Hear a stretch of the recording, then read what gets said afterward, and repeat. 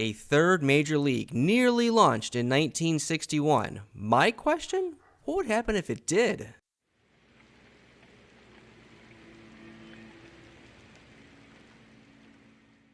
Welcome back to the Baseball Dreamland channel. In this video, I'm gonna set the stage for this alternate reality and then take on a challenge using Out of the Park Baseball 25. The Continental League was sparked by the emigration of the Dodgers and Giants from New York in the 1950s, along with an appetite from several other cities to acquire a Major League Baseball club. In response, the American and National Leagues handed out 2 expansion clubs each, including the New York Mets. With New York satisfied, the rest of the initiative slowly crumbled like a house of cards. But let's say the other leagues didn't react and the Continental League became the third major league. The 4 expansion clubs wouldn't have formed, leaving both leagues at 8 teams and 154 game schedules. The National League will play the 1961 season exactly like real life. However, the chase for 61 home runs by Roger Maris and Mickey Mantle will be much more difficult with 8 fewer games and no expansion grade pitchers to face. The Continental League franchises would make a total of 24 major league clubs. Here are the 8 Continental League franchises. I'll be taking over as GM of the Minnesota Twins. These are not the real-life Washington Senators who moved to Minnesota in 1961 to become the Twins.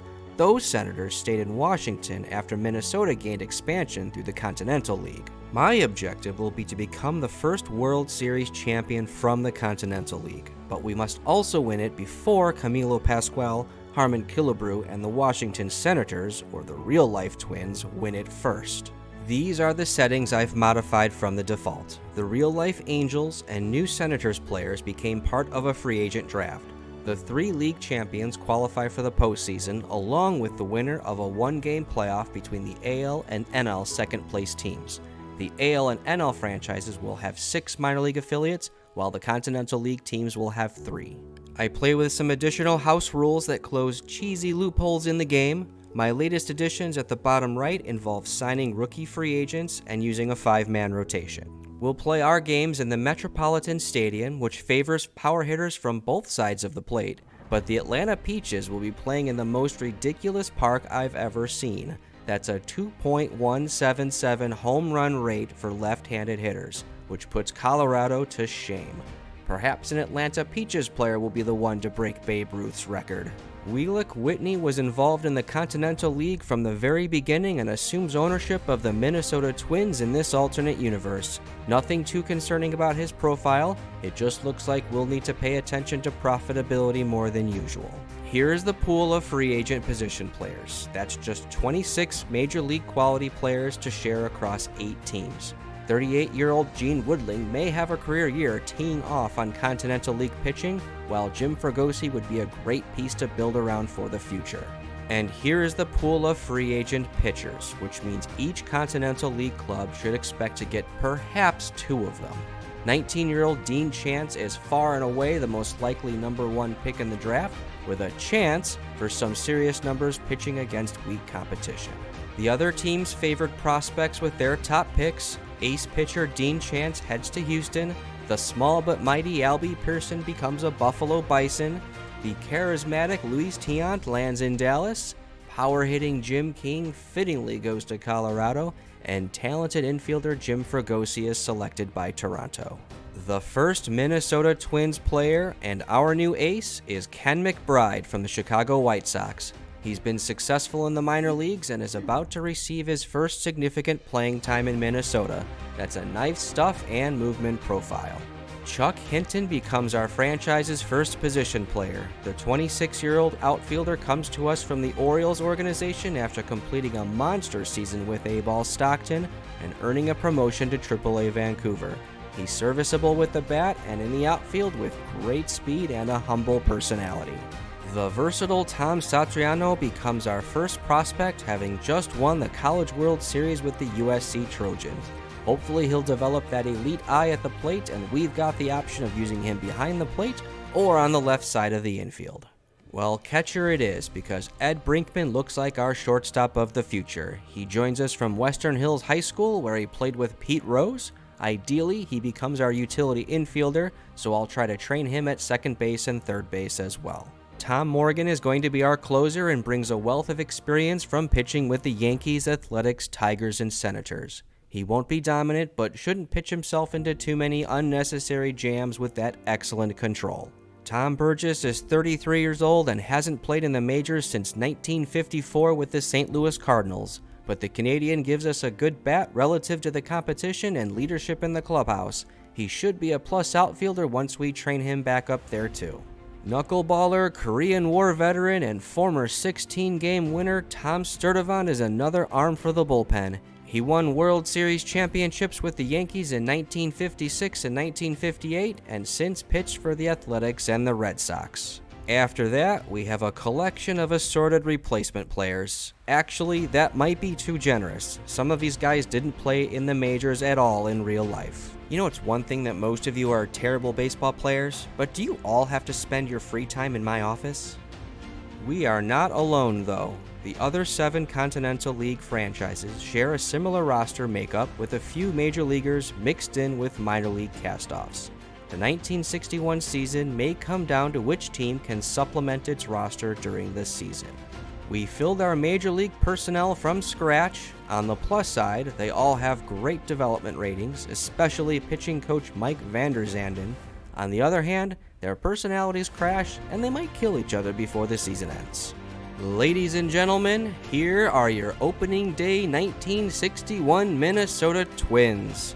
One roster change from earlier is 5th starter Bob Sprout optioned to AAA Nashville in favor of Russell Henricks, who's about to gain his first experience above rookie ball.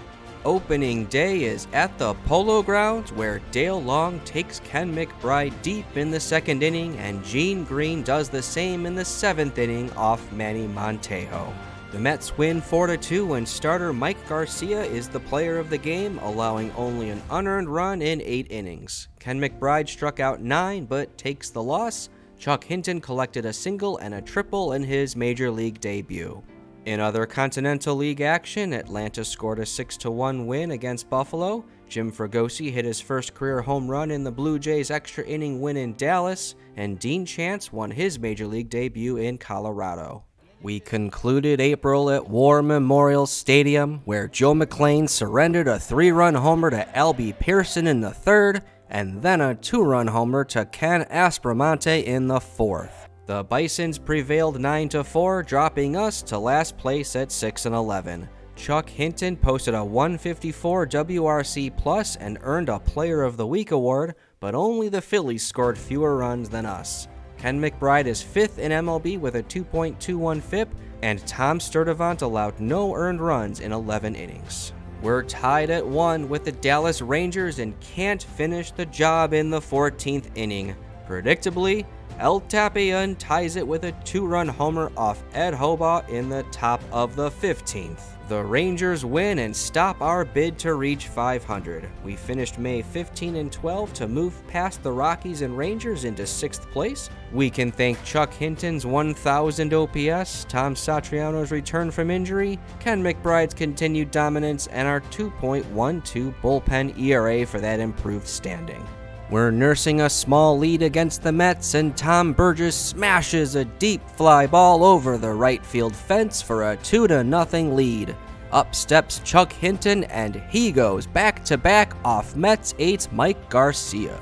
We win 4-1 to finish June on a 5-game winning streak and move into 3rd place. Number 3 starter Joe McLean earned 3 wins and posted a 2.17 ERA this month.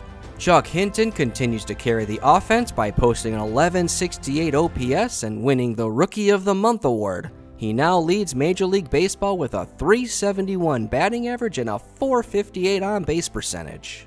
Mr. Whitney is happy with what he's seeing so far. Our record and financials are exceeding his expectations, and we'll look to improve the farm through rookie free agency in the offseason. We've added to the team through waivers. 37-year-old journeyman Jim Pendleton was claimed from the Cincinnati Reds in May. Hal Narragon came from the Washington Senators in June to become our first real-life Minnesota Twins player. Former Cy Young and World Series MVP award winner Bullet Bob Turley was claimed from the New York Yankees. Finally, Duke Moss will join his former Yankee teammate in our starting rotation. There were 32 trades in July with some big names moving. The Giants acquired first baseman Pete Runnels from the Red Sox. The Yankees added ace starter Bob Friend from the Pirates and closer Bill Henry from the Reds. Center fielder Jim Pearsall heads from Cleveland to St. Louis, and left fielder Al Smith moves from Chicago's south side to the north side. We acquired outfielder Elmer Vallo and closer Ray Moore from the Washington Senators, and they become the second and third real-life Twins on our roster. 41-year-old outfielder Dave Philly joins us from the Baltimore Orioles. Finally, 27-year-old second baseman Billy Moran arrives from the Blue Jays. But our biggest acquisition is 35-year-old Ned Garver from the Colorado Rockies. The control artist is 10-7 with a .289 ERA and nearly 3 WAR so far this season. After stints with the Browns, Tigers, Athletics, and Rockies, he'll sit behind Ken McBride near the top of our rotation. We sent 7 players to acquire these 5. The only one who appeared previously in this video is relief pitcher Ed Hoba, who surrendered a game-losing home run to the Rangers in May. Bye, Ed. We played 13 innings against the Colorado Rockies during all that trading. Bud Zipfil's double off Tom Sturdivant scored 2 and earned the Rockies a 3-1 win, so we failed to reach the 500 threshold once again. Rookie shortstop Tom Satriano led the club with 6 home runs and a .1025 OPS in July. He's now third with 3.2 WAR for the season. Tom Morgan only allowed 1 run in 17 innings, and now he's 4th on the team in WAR, and his reward for that is being stripped of the closer's role by our manager. Walt Morin steps to the plate against the Bisons and drills this 3-run homer to right field, one of his 4 hits in our 3-1 victory. Where did Walt Morin come from, you ask? Players continue migrating to the Continental League, mostly through Dallas and New York, through waivers. We claimed the St. Paul native from the Cardinals, and he's been red hot ever since. We also got 28-year-old outfielder Ed Boucher from the Cubs and 25-year-old starter Ralph Terry from the Yankees. The other clubs are getting better too, and we fell to 5th after suffering a 12-17 August record. The Houston Colts have jumped into first place heading into the final month. The aforementioned Walt Morin smashed 10 home runs in August, while Duke Maz allowed 1 run in 15 August innings. Roger Maris has 48 home runs for the season, putting him on pace for 59 with a chance to break Babe Ruth's record. The problem is he's not leading the league in home runs. Not to Mickey Mantle or Frank Robinson or Harmon Killebrew, but to Leon Daddy Wags Wagner. He parked home run number 60 on September 24th in Dallas off Charlie Gorin and number 61 at home on September 30th against Bill Kirk of the Colorado Rockies. Not only did Wagner break Ruth's home run record, he won the Triple Crown, but it came with tons of controversy. Daddy Wags got his 61 home runs against Continental League competition while playing in a home ballpark with a 2.177 home run factor for left-handed hitters. If Roger Maris got an asterisk, then Daddy Wags just tore a hole in the space-time continuum. Meanwhile, our boys barnstormed through September and ended the season the right way, with a walk-off single in the 12th by backup catcher Francisco Garcia. We finished on an insane 23-2 run to finish tied for 3rd with the Rockies. Daddy Wags made history, but his Atlanta Peaches are going home after finishing 2 games behind the first Continental League champions, the Houston Colts. The Yankees waltzed into the postseason with 15 wins in a row, ending the season with a nice round 100 wins. The San Francisco Giants are the National League champions. The Detroit Tigers and Milwaukee Braves will have a 1-game playoff for a place among the final 4 teams. The Washington Senators challenged for 2nd in the American League but fell off the pace at the end, so we don't have to worry about them. If the Houston Colts win the World Series, the save is over, but seriously, I'll be stunned if they win a single game. We finished 9th in runs scored and led the Continental League clubs in doubles, which is amazing considering we were 2nd to last at the end of April. We finished 3rd in runs against, posting the lowest ERA and walk rate among Continental League clubs. All this added up to a plus 96 run differential, second best in the Continental League and fourth best in all of baseball. Leon Wagner led the league in exactly half of the 24 offensive categories shown. Chuck Hinted represented the Minnesota Twins by finishing top 10 in batting average, on base percentage, walks, doubles, and wins above replacement. Billy Moran finished 6th in doubles between his time with the Blue Jays and Twins. Hinton led the Twins with 7 wins above replacement. Only he, Tom Satriano, and Pete Daly held on to their starting roles for the duration of the season. Satriano led the team with 25 home runs on his way to nearly 6 WAR. Walt Murrin finished 4th on the team with 2 WAR despite not joining the club until early August. Dean Chance justified being the first pick in the Continental League draft, finishing with 21 wins, a sub-2 ERA, and 9 wins above replacement. Ken McBride finished 2nd in ERA, WHIP, opponent's average, quality starts, and RWAR. Ray Moore and Joe McLean made leaderboard appearances for the Twins as well. McBride finished 2nd on the club with 6.4 WAR. Carl Bolden was the only other pitcher to stay in the rotation the entire season, and Ralph Terry was excellent after being acquired from the Yankees. Tom Morgan was dominant out of the bullpen, collecting 15 saves, a 1.1 ERA, and over 2 wins above replacement. Grady Coleman's 3-homer game was the top hitting performance of the season. Marty Kia, Harmon Killebrew, and Floyd Robinson hit for cycles that didn't make the list. Charlie Gorin's 10-inning shutout was the top pitching performance, beating out no-hitters by Jim Maloney and Al Downing. Congratulations to Warren Spahn on registering his 300th career win, and also congrats to Willie Mays, Ted Kluszewski, and Ernie Banks on their 300th career home runs. Let's check out the 1961 postseason.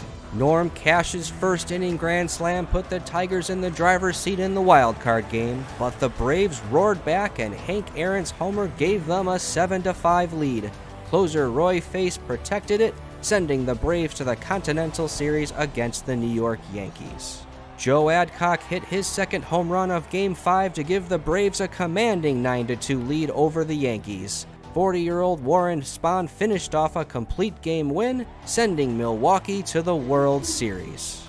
Willie Mays' RBI single gave the Giants the lead in the 10th inning of Game 5. Marshall Bridges struck out Luis Garcia to send San Francisco to the World Series. Orlando Cepeda crushed a 5th-inning home run to left field, putting the Giants up 5-1. Hoyt Wilhelm relieved Juan Marichal and retired Hank Aaron, and San Francisco wins the series in 5 games. Congratulations to World Series MVP Orlando Cepeda and the San Francisco Giants on becoming the 1961 World Series champions. Meanwhile, the Colts losing in 5 games to the Giants in the Continental Series ensures this save will proceed into the 1962 season.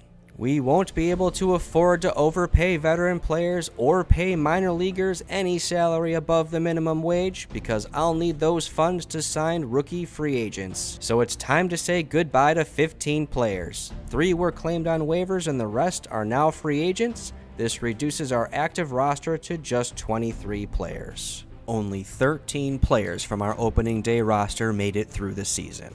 My community has decided that after failing to move to Minnesota for the 1961 season, owner Calvin Griffith continues to seek the relocation of the Senators from Washington.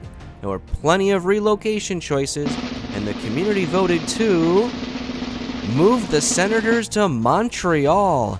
It's a logical choice for a few reasons. With the Blue Jays breaking Canada into Major League Baseball, Montreal became a sensible target. It's a large market where Griffith was born and has Jerry Park available to host a Major League Baseball club. Since the Montreal Expo wasn't held until 1967, Montreal will use the name of its previous minor league team, the Royals.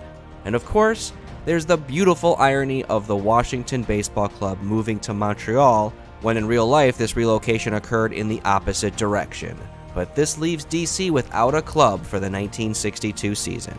Of course, this relocation doesn't excuse us from our challenge parameters. The Montreal Royals are still the would-be Twins, so I still fail if they win the World Series. The owners of the Peaches, Colts, Mets, and Rangers have begun exploring new ballparks for their clubs. The Mets look keen to move to a new ballpark dubbed Shea Stadium for the 1963 season. Meanwhile, Colt Stadium, Metropolitan Stadium, and the Polo Grounds will play slightly differently in 1962. No Minnesota Twins won Gold Gloves in 1961, but 3 members of other Continental League clubs did. Rocky Bridges of the Dallas Rangers, Irv Noren of the Toronto Blue Jays, and Lou Johnson of the Atlanta Peaches. Breaking Babe Ruth's single-season home run record and winning the Triple Crown was just barely enough for Leon Wagner to win the Most Valuable Player award ahead of Hank Aaron and Willie Mays. Rookie sensation Dean Chance of the Houston Colts ran away with the Cy Young and Rookie of the Year awards, and Luis Arroyo of the Yankees earned the Fireman of the Year award. Without new coaches in the free agent pool, my only order of business was filling my open third base coach role with Tyler Zadroga. His ratings aren't good, but his personality and preferences helped upgrade my staff from feuding to unhappy. Wheelock Whitney was kind enough to reward our third place finish by lowering our budget heading into 1962.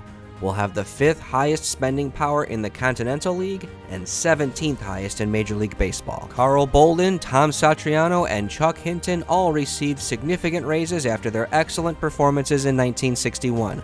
Unfortunately, this results in an increased payroll and less money to spend on rookie free agents. Speaking of rookie free agents, here is the pool of the first-year free agent position players. Our scout loves this 1962 class. That's 14 5-star potential teenagers available to sign. And here is the less talented pool of first-year free agent pitchers. There's a lot of great ones in there, including Fergie Jenkins, but the class lacks depth. So after playing 10 days of free agency, it was painfully clear that the out-of-the-park baseball AI cannot handle rookie free agents with any level of competency. So I canceled all signings, created a 35-round free agent draft, and designed a custom lottery system that distributes the first 163 draft picks based on budget space available to mimic realistic signing patterns. This lottery handed the Houston Colts the number 1 pick with just 3% odds, though it's their only lottery pick. The Rockies and Rangers also got first-rounders, while our Twins got 9 picks, with the earliest being the 40th overall. The Houston Colts selected Fergie Jenkins first overall and can pair him with reigning Cy Young Award winner Dean Chance. Rico Petrocelli joins the Colorado Rockies with the 7th pick, and Lou Piniella is drafted by the Dallas Rangers with the 18th pick. The Twins select first baseman Dalton Jones with our first pick and 40th overall. The Mississippi boy's an odd profile for a first baseman, but could be an on-base machine. We'll start him with Double-A Fox Cities. We selected Bob Montgomery out of Tennessee 4 picks later. He'll begin his career as an outfielder in A-ball with Duluth Superior, but we could use him as a catcher as well. His bat should play well in the Continental League if he can get there quickly enough. We also selected reigning College World Series Most Outstanding Player Bob Garibaldi, along with strikeout artists Al Stanek and Aurelio Monteagudo. These pitchers could make appearances in Minnesota as early as this season. We've landed 36-year-old third baseman Willie Jones from the Cincinnati Reds, where he rode the bench in 1961. Jones should be a big upgrade from Ed Sadowski, who was replacement level for us at third base last season. Elmer Vallo heads the other direction in the deal. We acquired him from the Senators at the trade deadline last season, and he was replacement level over 81 plate appearances. We also acquired 36-year-old starting pitcher Harvey Haddix and 42-year-old Diomedes Olivo from the Pittsburgh Pirates. The left-handed Haddix made 32 starts and collected 5 WAR last season in the far more difficult National League, so I'm hoping for big things in the Continental League in 1962. Olivo split the season between AAA Columbus and Pittsburgh last season, pitching 24 innings for the big club. He gets one more shot to hold off Father Time. Starting right fielder Dave Philly heads to Pittsburgh to complete the deal. He posted a 110 WRC plus after joining at last year's trade deadline, and his exit does leave a hole in our outfield. 41-year-old Jerry Staley is another bullpen addition. He posted 6 saves and nearly a full win above replacement between the White Sox and Indians last season. Our manager intends to use Staley in a setup role to begin the season. In exchange, we sent 18-year-old Richard Martin to Cleveland. He was our 11th round selection in the rookie free agent draft and never took the field for us. Now this may be the most important Rule 5 draft I ever participate in. The Continental League teams are going to be all over this draft pool. There are 3 catching options who are clear upgrades from my starter, Pete Daly. Gene Stevens' defense would make a great 4th outfielder, and 21-year-old Hank Fisher could have staying power on my starting rotation. The question is, will any of these players reach us at pick number 18? There are 5 Continental League teams in front of us, plus I'm sure some American and National League clubs will make picks as well. 46 players were taken during the draft. 39 of them were by Continental League clubs, so the talent migration continues, albeit slowly. Our first-round pick was 20-year-old catcher Bob Barton from the San Francisco Giants. He's yet to play above A-ball, but can grow into a good defensive catcher for us. We also acquired former Milwaukee Braves catcher Del Crandall. Amazingly, a second-round Rule 5 pick is an immediate upgrade over our starting catcher. 29-year-old reliever Dom Zanni was our 3rd pick, and he'll compete for a place in our already deep bullpen. When adding up the offseason moves, it looks good for us, primarily because of the Harvey Haddix trade. However, the one team we didn't want to see at the top was the Montreal Royals, and there they are. And despite the progress made on our big league roster, we failed to acquire a single top 100 prospect, so our system is tied for dead last with the Toronto Blue Jays. Say hello to your 1962 opening day Minnesota Twins. Our roster has improved substantially since the free agent draft from a season ago. We now have some 3-star players and only a handful of 2-star players remaining. It's a far cry from a World Series contender, but at least we've got a good shot to win the Continental League. We'll start that campaign in Atlanta to take on the home run champion himself, Leon Wagner. And there's no reason to wait, as Ed Boucher launches a 2-run homer in the top of the 1st. Daddy Wag steps up to the plate in the bottom half and picks up right where he left off in 1961. But then the pitchers shut the game down, with Tom Morgan retiring pinch hitter Art Lopez to preserve our 2-1 opening day victory. In other C-League action, Colorado hammered Buffalo 10-1. Gene Green hit a 3-run homer with 2 outs in the top of the 9th to give the New York Mets a stunning victory in Toronto. Mike McCormick and Dean Chance had a fantastic pitcher's duel in a 17-inning marathon that saw the Dallas Rangers emerge victorious over the Continental League champion Colts. We concluded April with a Walt Morin 3-run homer in the 6th inning off Rangers starter Tom Chaney, and we enjoyed a complete game gen by starting pitcher Ralph Terry. Terry moves to 3-0 and lowers his ERA to a sensational 0.86, but our bullpen somehow posted an even better 0.64 ERA, led by closer Tom Morgan's 7 saves. Ned Garver was our only reliever to surrender an earned run. That run prevention propelled our Twins to a 13-4 record, 1.5 games ahead of the Peaches.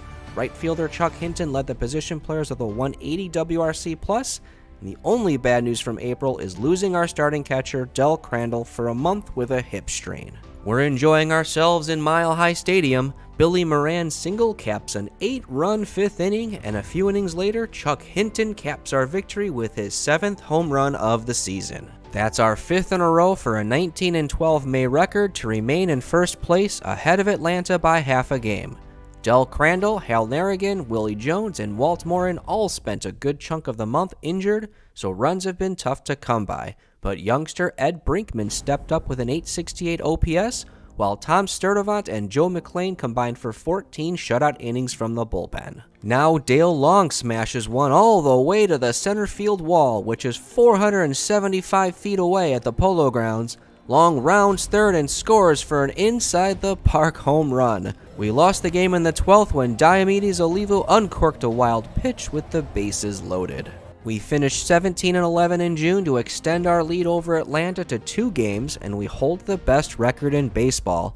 Ace pitcher Harvey Haddix struck out 42 batters and now has a league-leading 112 on the season, while Ralph Terry collected 5 more wins for a league-leading 13 on the season. Mr. Whitney is happy with what he's seeing on the field, but I'm not making enough money or building my farm system to his liking. Looking for a bigger budget, so keeping on his good side is crucial. 20 trades were completed in Major League Baseball at the deadline. Highlights include the Orioles acquiring outfielder Norm Seaburn from the Kansas City A's, the Dodgers acquiring Curt Simmons from the Cardinals, and the Tigers acquiring Bobby Shantz from the Pirates. We traded away fan favorite outfielder Chuck Hinton, reliever Jerry Staley, and catcher Pete Daly to the Chicago White Sox. It would be hard to ask for more from Hinton, who hit 30 home runs, stole 23 bases, and accumulated 10 WAR in his season and a half as a Minnesota Twin. Jerry Staley's now been traded from the White Sox to the Indians, to the Twins, and now back to the White Sox in a span of 12 months. We acquire center fielder Jim Landis in the trade, who should produce similar offensive output as Hinton, but with far superior range in the outfield. He's collected 19 WAR in 5 seasons with Chicago. We finished July in Atlanta against Daddy Wags in his 42 home runs, but this Grand Slam belongs to Walt Morin. We trounced the Peaches 11-3 to complete a 3-game sweep. That's our 11th win in a row, and we're running away with the Continental League.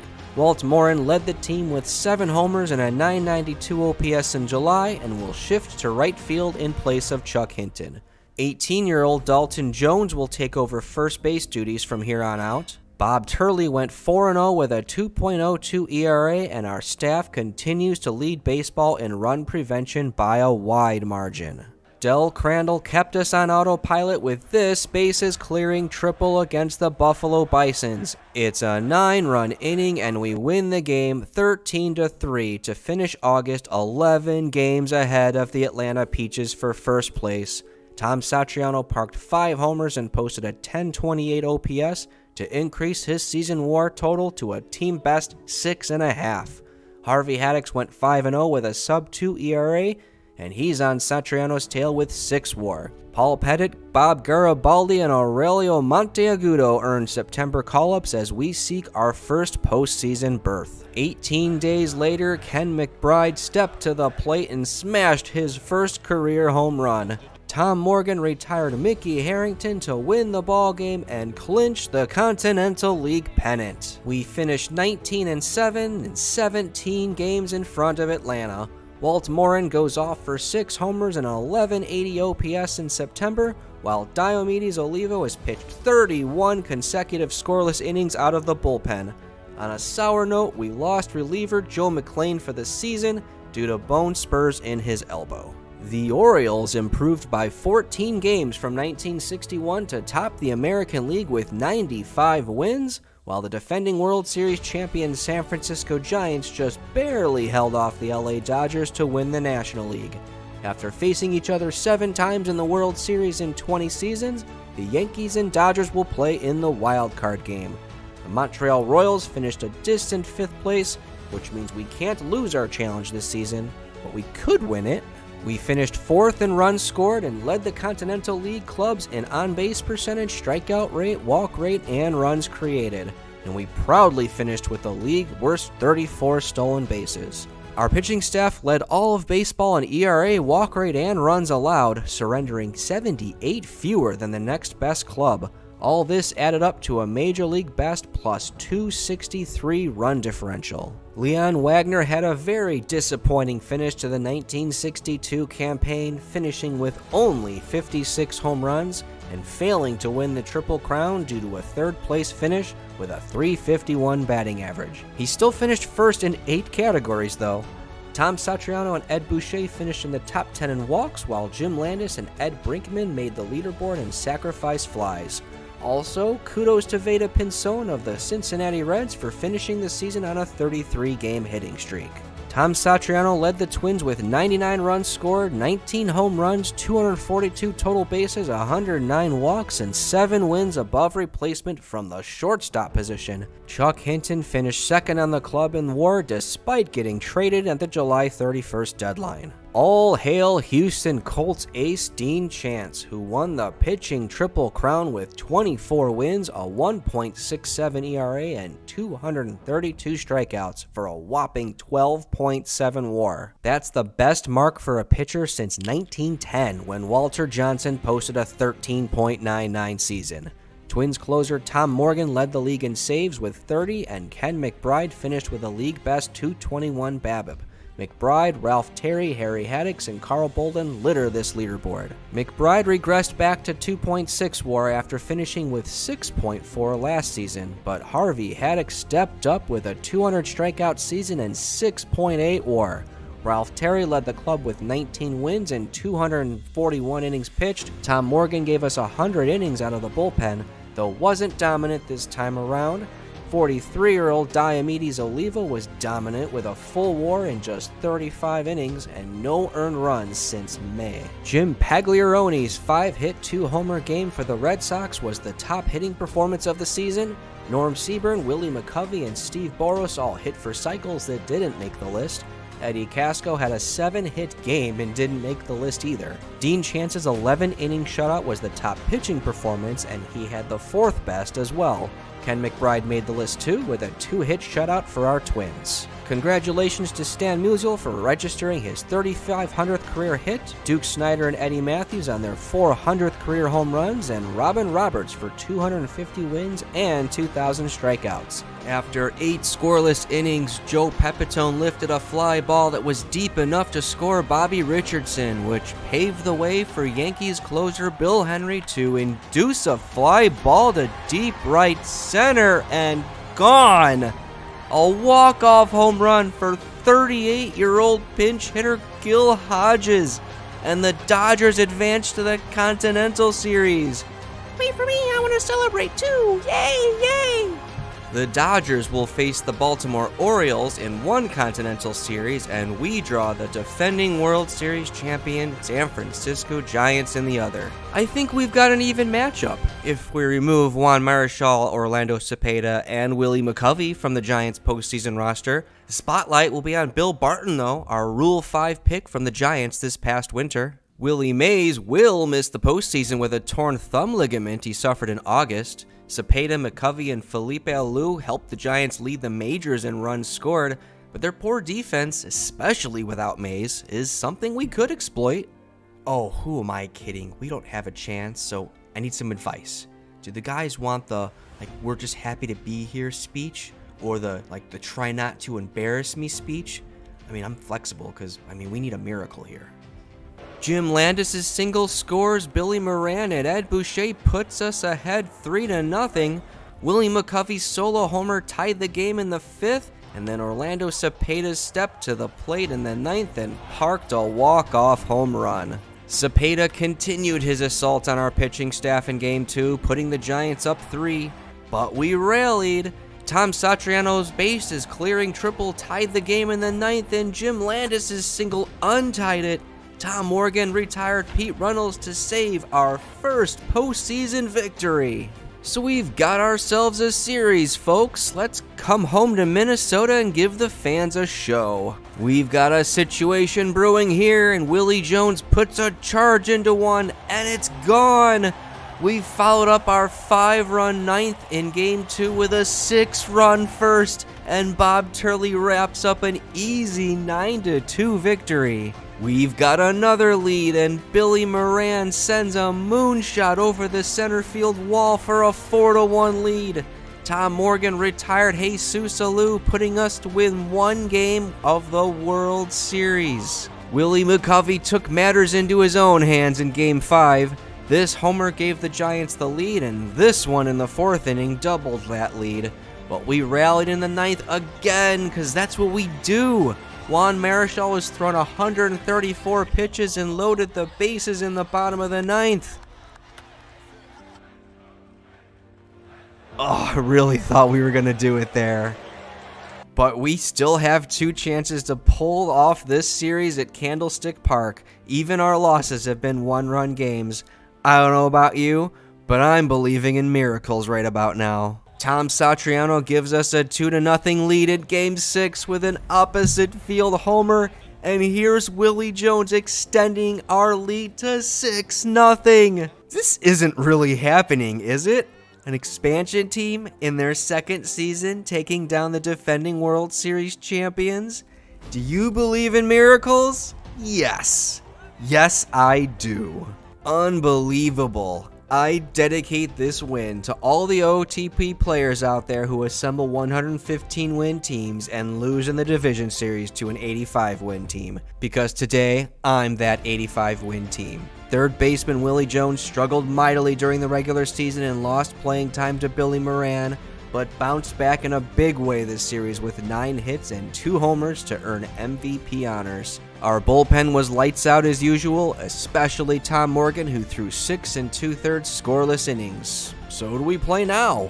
Jim Gentile opened Game 5 scoring with a 3-run homer off Don Drysdale in the top of the first, and then Drysdale surrendered another homer in the first, this one to shortstop Ron Hansen.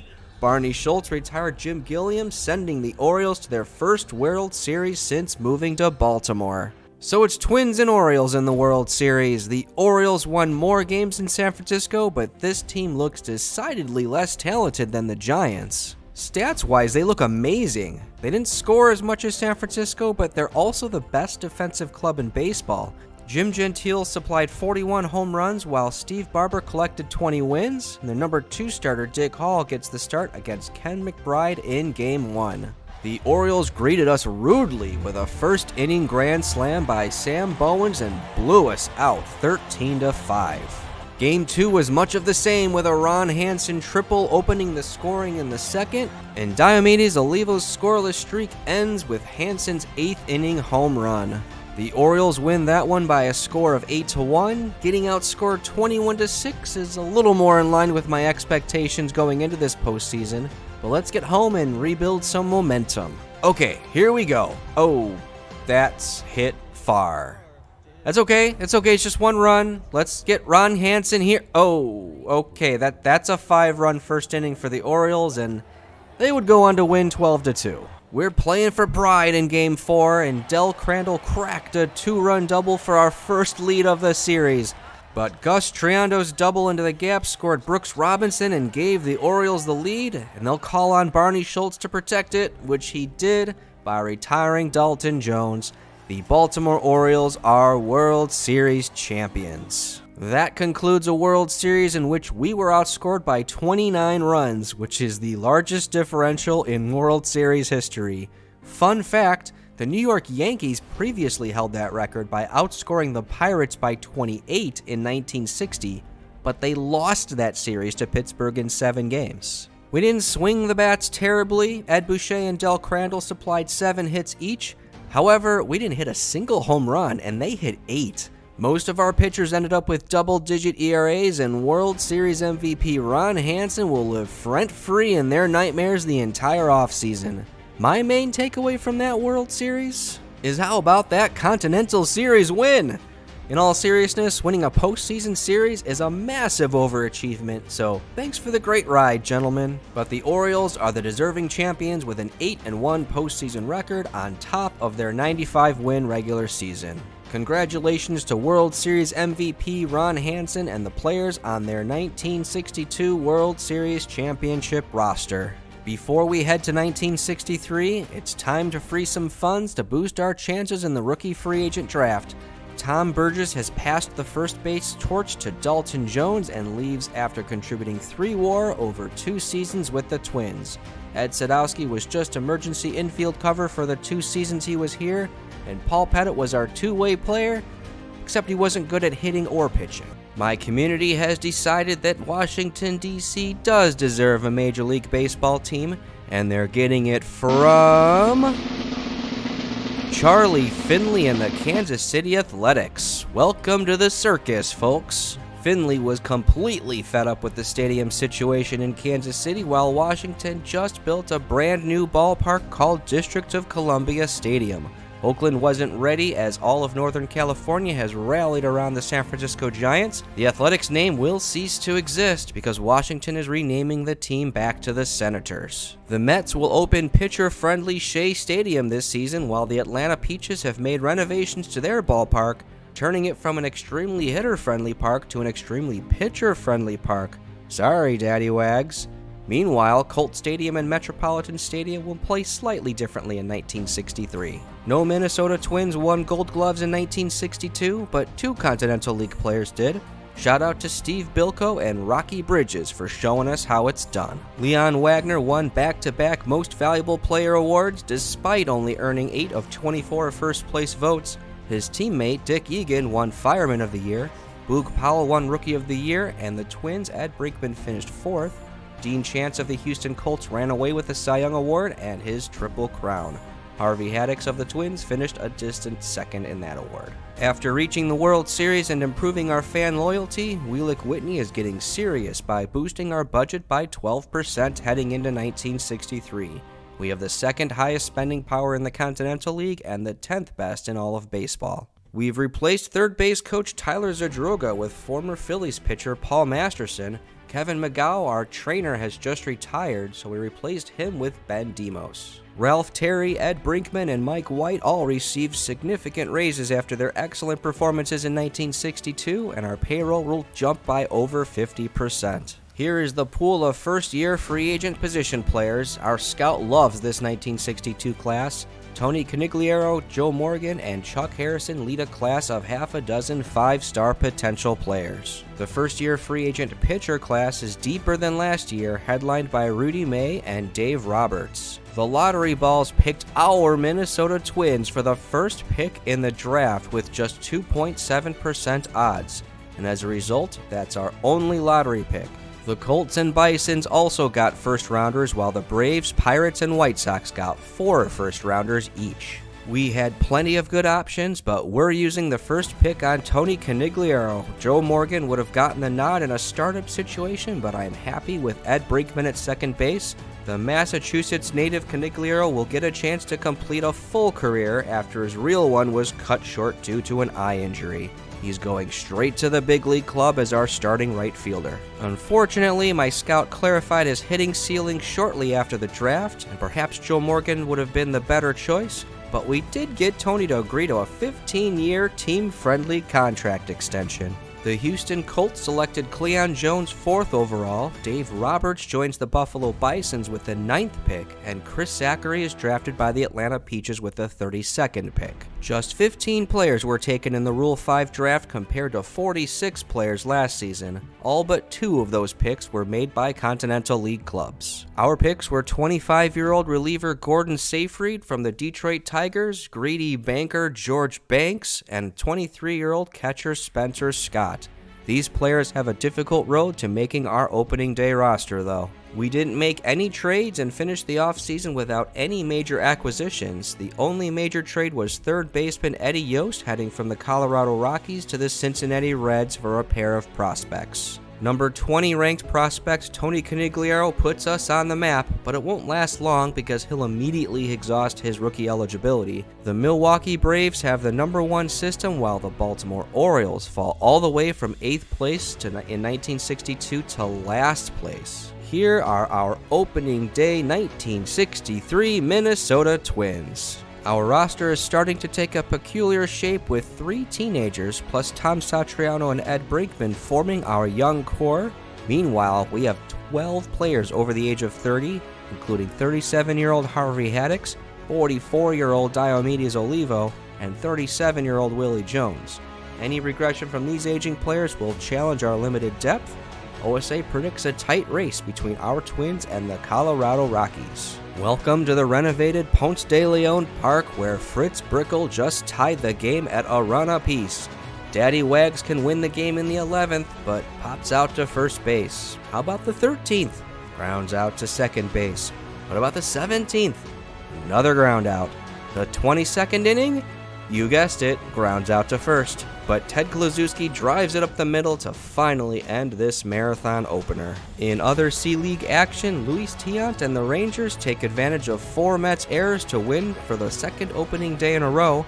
Don Demeter leads the Houston Colts to an easy 11-4 victory over the Blue Jays. The Colorado Rockies defeat the Buffalo Bisons for the second straight opening day 5-2. Rangers left fielder Bob Cerv clubbed a 2-run homer off Ralph Terry in the first inning, and we conclude April getting shut out by Luis Tiant in Dallas. That loss drops us into a 3-way tie for first place with the Rangers and Blue Jays. Terry surrendered 2 homers to the Rangers, totaling a league-leading 8 in April. but Harvey Haddix and Ken McBride helped our staff allow fewer than 3 runs per game. First baseman Dalton Jones posted a team-best .915 OPS, but we're just 16th in runs scored. This 9th inning error by Dalton Jones, who's playing second base, doesn't help matters, and then he allows the go-ahead run to score with the very next batter. Better stick to first base from now on, buddy. The last place Bisons win 3-1, knocking us down into second place behind the Toronto Blue Jays. Tony Conigliaro broke out with 10 home runs, and Ken McBride collected 5 wins, and Diomedes Olivo collected 9 saves. We finished with an 18-10 record in May, despite Jim Landis and Ed Brinkman landing on the disabled list. We also acquired Billy Lowe's off waivers from the San Francisco Giants. Lowe's is famous for losing a ground ball in the sun during the 1952 World Series. He's posted an impressive 60 FIP- over his first 3 turns as our 5th starter. Jim Landis sends a deep fly to left field, and that's his 9th home run of the season. 7 runs will do just fine for Ralph Terry, who shuts out Daddy Wags and the Atlanta Peaches on 3 hits. Landis posted a 1081 OPS in June, but Tony Conigliaro smashed 11 homers to earn MLB Batter of the Month and Rookie of the Month. He now leads the majors with 24 on the season. The Twins finished 18-9 in June, with 5 of those wins supplied by Harvey Haddix. Our 47-26 record is the second best in baseball, but the best belongs to the Toronto Blue Jays. Finally, we've lost closer Diomedes Olivo for the season with a torn rotator cuff. His season ends with 10 saves, a 1.65 ERA, and 75 FIP-. Only 13 trades were completed in Major League Baseball this season, and none of them saw any major players dealt. Our main acquisition was Bobby Del Greco from the Philadelphia Phillies. He posted 5 wins above replacement in 1961 and 4 in 1962, but they soured on him quickly this season. While the outfield is clearly his natural position, we desperately need a third baseman, and he's gonna slot there. While this means the aging and struggling Willie Jones has to be designated for assignment. While he only earned half a win above replacement during his season and a half with the club, he was the MVP of last season's Continental Series win against the San Francisco Giants, and for that, we say thank you. Former Rule 5 draft pick Bob Barton heads to Philadelphia in this deal. I've been giving him playing time in the minors this season, and his bat is yet to develop. His defensive presence is something I may regret losing in the future, though. We also acquired swingman Warren Hacker from the Chicago White Sox to pitch in long relief, in exchange for reliever Tom Sturdivant, who pitched 112 innings and collected 1.6 WAR over 3 seasons with our Twins. We also claimed left-handed reliever Bill Henry off waivers from the Yankees. He's an important addition to our all-righty bullpen. My manager likes him so much, he's going to give him the closer's role. We make room for Henry by designated Bob Turley for assignment. He won 14 games for the Twins in 1962, but couldn't replicate that success for us in the bullpen this season. We finished July in Dallas, where Jim Landis teed off for his 13th home run of the season. But the Rangers would get that back, rally against freshly claimed Bill Henry, and score the winning run on this Marty Keall sacrifice fly. The good news is that loss was just our 6th of the month, and we've built a 3-game lead in the Continental League over the Blue Jays. Ed Brinkman is back healthy, Ed Boucher posted an 1100 OPS in July, and Ken McBride earned 4 more victories to tie Harvey Haddix for the team lead. Oh, and of course, the 18-year-old rookie Tony Conigliaro now leads Major League Baseball with 33 home runs. Del Crandall kept the good times rolling with this 2-run homer against the Dallas Rangers, and we win the game 8-0 to finish August 12.5 games ahead of the Blue Jays in first place with a magic number of 14.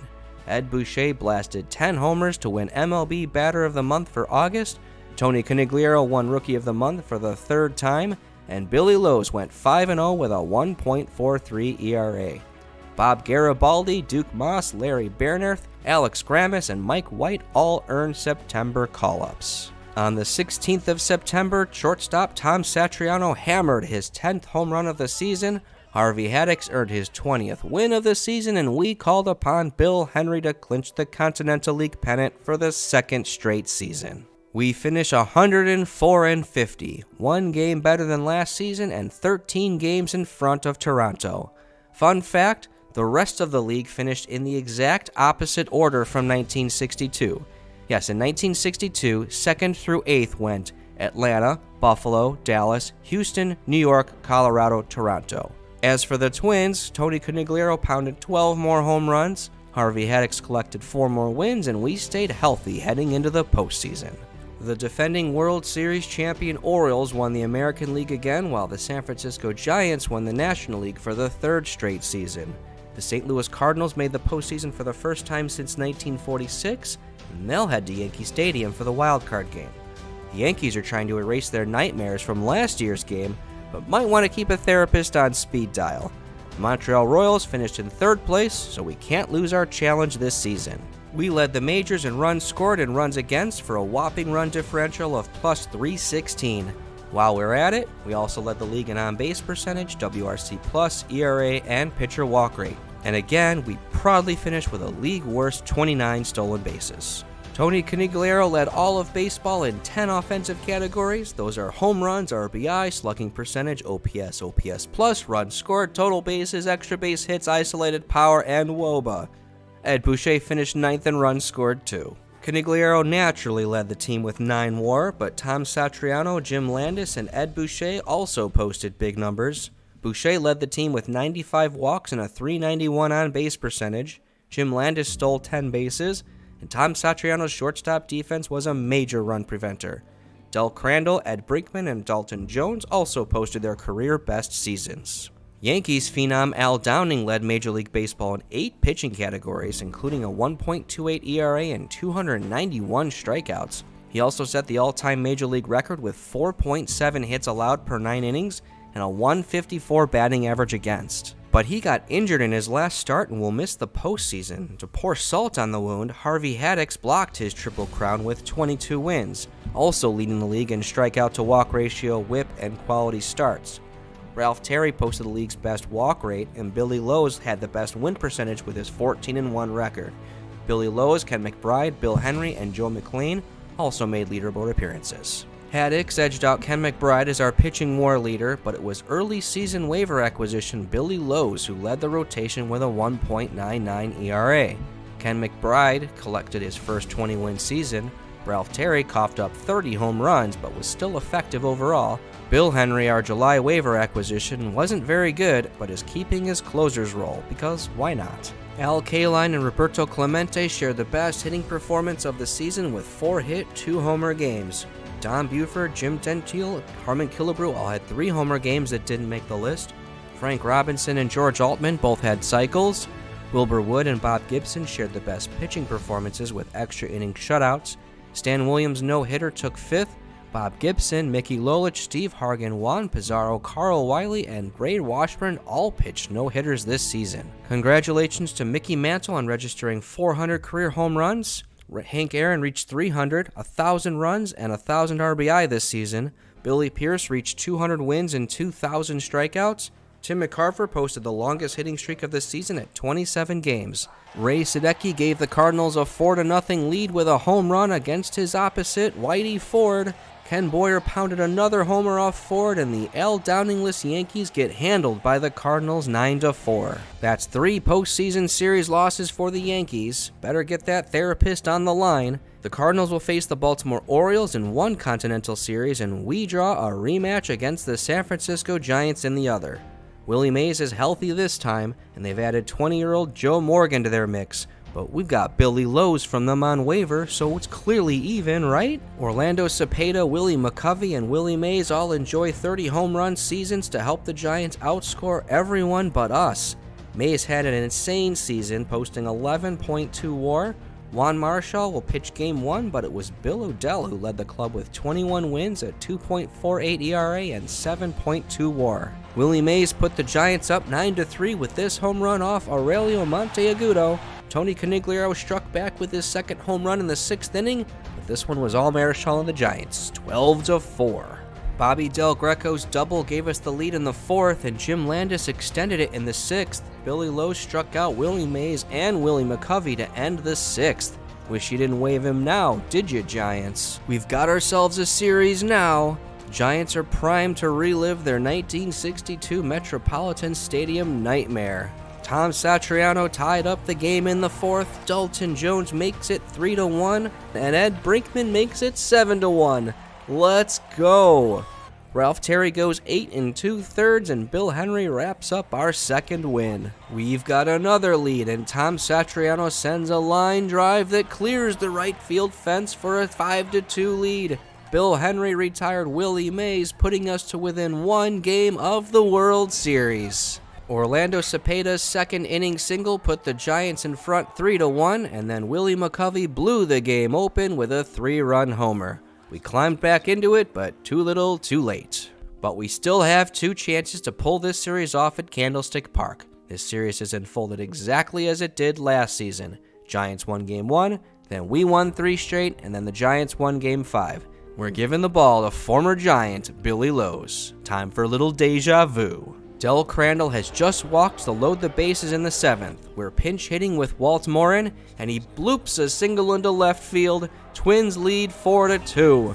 Joe McClain is in to face Joe Morgan and strikes him out. The last batter is Jim Davenport, and he strikes out to end the game, and we've upset the mighty Giants again. Wait a second. Wait, he didn't strike out. Who put last year's script in here? Will someone please tell me how this game really ends? With that sorted out, we marched through extra innings without any scoring until Willie Mays stepped up in the bottom of the 16th and hit a walk-off home run. We're going to Game 7. Giants pitcher Sam Jones hit a seeing-eye single through a drawn-in infield to put the Giants on the scoreboard, but we rallied in the 8th inning with 2 outs, bringing up pinch hitter Hal Narrigan, but he grounded out weakly. Willie McCovey drilled a home run in the bottom of the 9th, and the situation looked hopeless. But Dalton Jones led off the 9th with a home run of his own, and we were back within 1. Sam Jones retired the next 2 batters to bring up Jim Landis. And we've lost to the Giants in 7 games, with the final 2 games being decided on the thinnest of margins. It's a heartbreaking end, folks. Willie McCovey won Series MVP honors, which is a relief. It would have stung much worse had Joe Morgan won it. We did pass him in the draft after all. As for us, Tom Satriano and Bobby Del Greco were outstanding, while Jim Landis and Ed Boucher had a series to forget. And on the pitching side, what a lucky find Billy Lowe's was. He continued his dominance against his former club, allowing just 1 run in 13 innings. Harry Hedicks, on the other hand, yikes. 11 earned runs in just 5 innings pitched. Here are your 1963 Minnesota Twins signing off. Our 2nd straight Continental League title and nearly our 2nd straight World Series appearance, and we've got a ton of very young talent. Things are looking good heading into 1964. In the other series, Jackie Brandt's 2-run double put the Orioles up 7-3, and Billy Heft struck out Jim Hickman, sending the Orioles to their 2nd straight World Series. That World Series went 7 games, and Ron Hansen put the Orioles in front with a solo home run in the 6th. That lead would hold until the 9th, when pinch hitter Pete Runnels stepped to the plate against Joe Moeller and flew out to center field, making the Orioles back-to-back World Series champions. The Orioles had a tougher road to victory this time, but were able to dispatch the Cardinals in 6 games and the Giants in 7 games. Congratulations to the World Series MVP Boog Powell and the players on the 1963 World Series champion Orioles. Before we head to 1964, it's time to say goodbye to a few players. Duke Moss was claimed off waivers from the Yankees in July 1961. He accumulated 1.2 wins above replacement and spent most of 1963 in AAA. Hal Narrigan was also claimed in 1961 from the Senators. He collected a 2.2 WAR as reserve outfielder and catcher over 3 seasons with the Twins. Alex Grummas was signed as a minor league free agent and only made 19 plate appearances with the clubs. Thanks for the memories, gents. Starting pitcher Mike McCormick of the Dallas Rangers was the only Gold Glove winner from the Continental League in 1963. No Twin has won a Gold Glove in our 3 years of existence. But we do have our first Rookie of the Year award winner in Tony Conigliaro, who earned all 24 first-place votes. He also finished 2nd in Most Valuable Player award voting, which Willie Mays won. Al Downing won the Cy Young Award with Twins ace Harvey Haddix finishing 4th, and rookie Bill Lindler of the Toronto Blue Jays won Fireman of the Year. Our goal remains to win the World Series before the Montreal Royals do, or any of the other Continental League clubs do. We also lose if we get fired, which seems like a remote but non-zero possibility given the weakness of our farm system. If Tony Conigliaro can't make Wheelock Whitney happy, I don't know what will. He's only giving us a modest budget increase, which puts us in the red for the 1964 season. The ramification of that is enormous. No budget, no lottery picks in this year's free agent draft. And just to rub salt in the wound, he wants me to steal more bases. Some of our financial struggles are born from our players' success. Harvey Haddix, Billy Lowes, Del Crandall, Dalton Jones, and Ed Boucher all received major raises after their excellent performances in 1963, and our payroll will jump by 20%. As a result, we'll completely miss out on top talents like Ken Henderson, Bobby Mercer, Rick Reichert, Joe Rudy, and Ron Swoboda, just to name a few position players. We also miss out on pitching talents like Dave Boswell, Nelson Briles, Steve Carlton, and Larry Dierker. The Cleveland Indians will enjoy the first pick in the draft. The Bisons were the only Continental League club to secure a first-round pick, and they're picking 12th. The Chicago White Sox get to make 5 picks in the first round, plus 8 in the second round. Cleveland selected Steve Carlton first overall. Buffalo took Jim Lomberg with the 12th pick, who they'll pair with Dave Roberts from last year's draft. The San Francisco Giants chose former Twin Hal Narrigan from the trash bin with the 42nd pick. They're clearly desperate for revenge after losing Billy Lowes to us last season. And while all that was going on, the Rangers moved out of Dallas, but they didn't go far. The rumors of moving to Washington, D.C. created momentum for a new ballpark in Arlington that is larger and capitalizes on both Dallas and Fort Worth markets.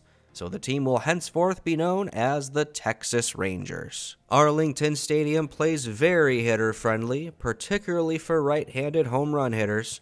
Colt Stadium and Metropolitan Stadium will play slightly different, while Shea Stadium got a boost in favor of offense for 1964. Just 11 players were taken in the Rule 5 draft. Buffalo selected Ethan Blackaby from the Chicago White Sox. The Atlanta Peaches made 4 selections, and we made 2. Our first pick was 22-year-old catcher Mike Ryan from the Boston Red Sox. He immediately becomes our second-best catcher since we dealt Bob Barton in last year's trade deadline. Our second pick was 21-year-old outfielder Wayne Norton from the New York Yankees. He provides positional flexibility, but not a lot of upside despite being ranked the number 88 prospect in baseball, and he's not a lock for the opening day roster either. Wheelock Whitney came to his senses at the start of the preseason and gave us a huge budget increase. This allows us to set strong development and scouting budgets, but it's too late to get those lottery draft picks back. We were also able to snag utility infielder Eddie Casco off waivers from the Cincinnati Reds just before opening day. He solidifies our infield depth and gives an excellent defensive replacement option at third base. We didn't make any trades and finished the offseason with Casco and Mike Ryan as our prized acquisitions. The Houston Colts bolstered their infield by acquiring defensive wizard Gene Alley from the Pittsburgh Pirates. The Detroit Tigers enter 1964 as the off-season winners. Despite losing the most WAR of any team, OSA considers the Colorado Rockies to be our greatest threat in the Continental League, and we'll see them opening day. Wayne Norton and Larry Bernarth made the top 100 prospects list to keep us on the board on the franchise rankings. It's still the second best system in the Continental League behind the Buffalo Bisons. The Chicago White Sox jumped from 6th to 1st, while the Houston Colts plummeted from 11th place to last place. We've replaced third base coach Paul Masterson with former New York Giants first baseman Roy Foley by promoting him from the position of pitching coach of our AAA affiliate. Our coaching staff still doesn't work well together, but Foley is outstanding at teaching catchers. So here are your opening day 1964 Minnesota Twins. 17 players from last year's opening day roster will join us in Colorado for this year's opener, plus 4 are starting the season in AAA. We have 5 players at 38 years old or more, headlined by 45-year-old Diomedes Olivo, who seems recovered from that torn rotator cuff suffered last season. Jim Landis got us off to a rough start by misplaying a fly ball, which resulted in an inside-the-park home run for Ed Kranepool. But Harvey Haddix got revenge with an RBI double that put us up 5-1. All 9 batters got hits and we win 6-1. In other action, Frank Larry led the Buffalo Bisons to victory over the Peaches despite surrendering a home run to Leon Wagner.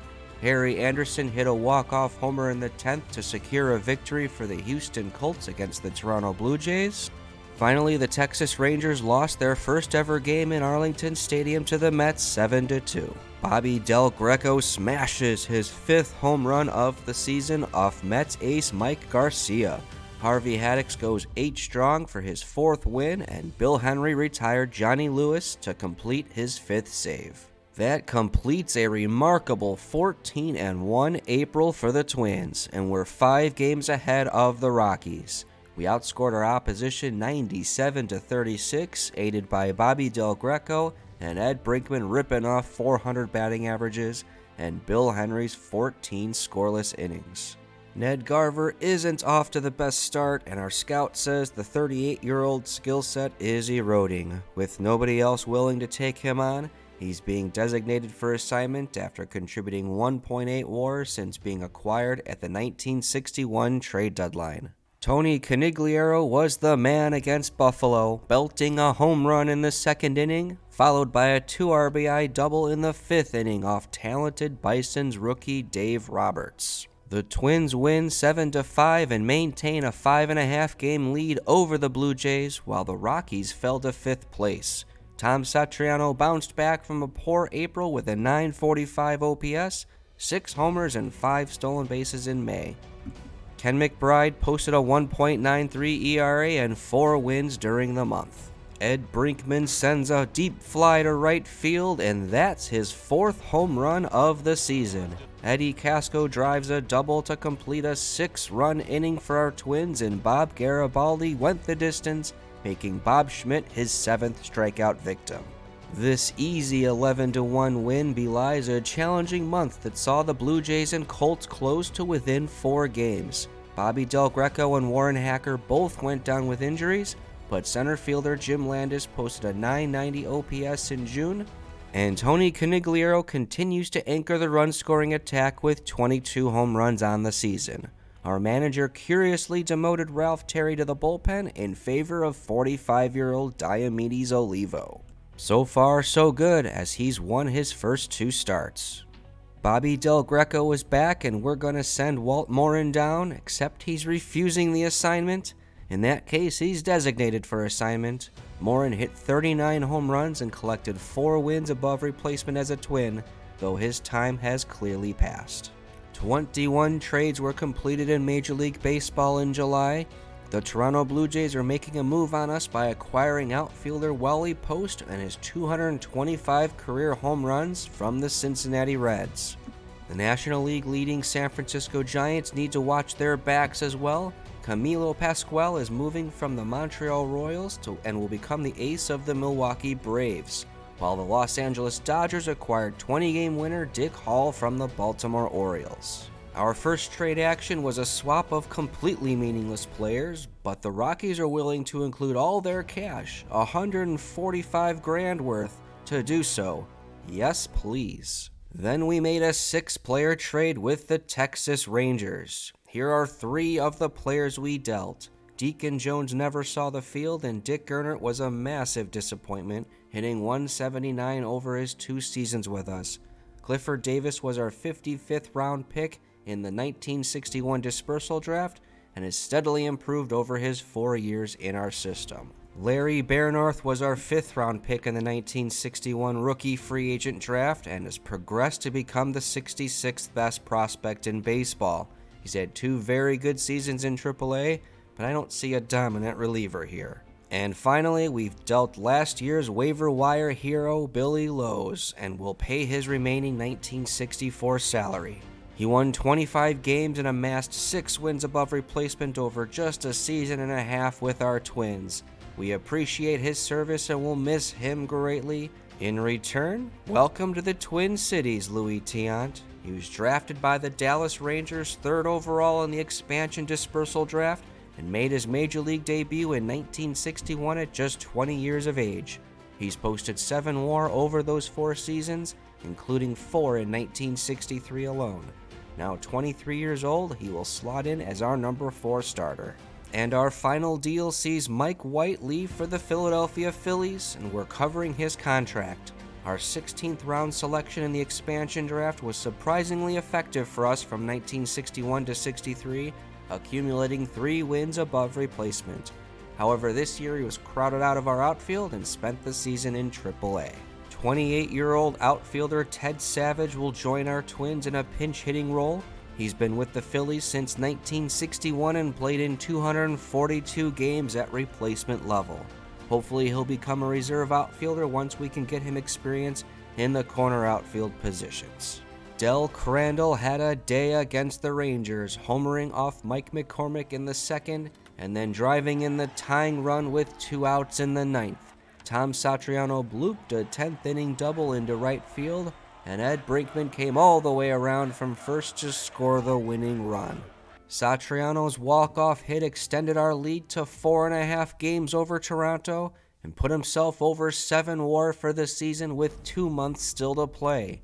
He's red hot after posting an 1100 OPS in July. Ken McBride earned 5 wins to take the team lead with 13 and 3.6 wins above replacement. The Diomedes Olivos starting experiment didn't last long as he's shelved for another month with a strained oblique. We are about to conclude a 4-game series against 21-year-old Fergie Jenkins and the Houston Colts, having taken the first 3 games. This may be our chance to finally create some distance, but the Toronto Blue Jays also linger and we'll have a 4-game series against them to begin September. Tony Conigliero's triple in the 4th inning scored Tom Satriano and gave us a 1-0 lead. We got plenty more, but Ken McBride was the story, going the distance and nearly collecting a shutout for his 17th victory of the season. This gave us a 5-game lead in the Continental League. Bob Garibaldi won MLB Rookie of the Month in August, posting 4 wins and a 1.21 ERA.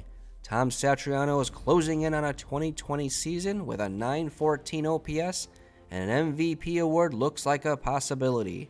We've called up Cal McLeish, Carl Bolden, and Spencer Scott for September. It's time to finish off the Blue Jays and Colts. Tony Conigliero blew the first game open with a bases-clearing triple, and we win 8-3. Jim Landis singled home Ted Savage for a 10th inning walk-off in the 2nd game. Billy Moran clubbed this home run to put us well ahead in the 3rd game, which we won 4-2 and knocked the Blue Jays into 3rd place. But they just won't go away. 3 weeks later, they're back within 5 games. We've got 10 games left, 4 of which are against Toronto. So we packed our bags for Toronto and beat them again 6-2. We would eventually clinch the pennant with 5 games left to play. We finished with 97 wins and 7 games ahead of Toronto. Bill Henry collected 4 wins and 4 saves in September. We kept our stars rested and enter the postseason injury-free. There's one problem. The regular season isn't over yet. The San Francisco Giants and Cincinnati Reds finished in a tie for 2nd place in the National League. They need a play-in game at Candlestick Park to determine who will advance to the wild card game. Joe Morgan hit a solo home run in the 4th, Orlando Cepeda hit a 2-run shot in the 7th, and Hoyt Wilhelm induces a groundout by Tony Perez to complete the 5-0 shutout. The defending World Series champion Orioles crash down into 5th place, and the New York Yankees take their spot on top of the American League. Montreal Royals finish last and are posing no threat to our challenge at the moment. The St. Louis Cardinals won an extremely competitive National League by leapfrogging the Giants, who will travel to Tiger Stadium to face Detroit in the wildcard game. We finished 2nd in runs scored and 1st in runs against for a plus 299 run differential. We also led the league in on-base percentage, walk rate, batter WAR, ERA, pitcher walk rate, FIP-, and defensive efficiency. We even managed to finish 4th with 77 stolen bases to make my owner happy and a 71% success rate, which makes me happy. Tony Conigliaro led all of baseball with 126 runs batted in, and he finished in the top 10 in runs scored, extra base hits, isolated power, and win probability added. Tom Satriano, Bobby Del Greco, Ed Brinkman, and Ed Boucher also made appearances on the leaderboard. Billy Williams of the Chicago Cubs led baseball in 7 offensive categories. Tom Satriano unseated Tony Conigliaro as our most valuable player with 10.3 wins above replacement, a franchise record. He led the club in hits, stolen bases, and batting average from the shortstop position.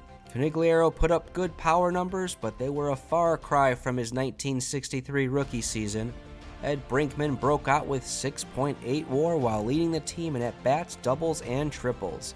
Bobby Del Greco contributed a career-best 5.4 WAR in his first full season with the Twins. And Dalton Jones also posted his career-best figures. Yankees ace Al Downing returned from injury to lead Major League Baseball in 9 pitching categories. Dean Chance broke up his Triple Crown bid with 24 wins.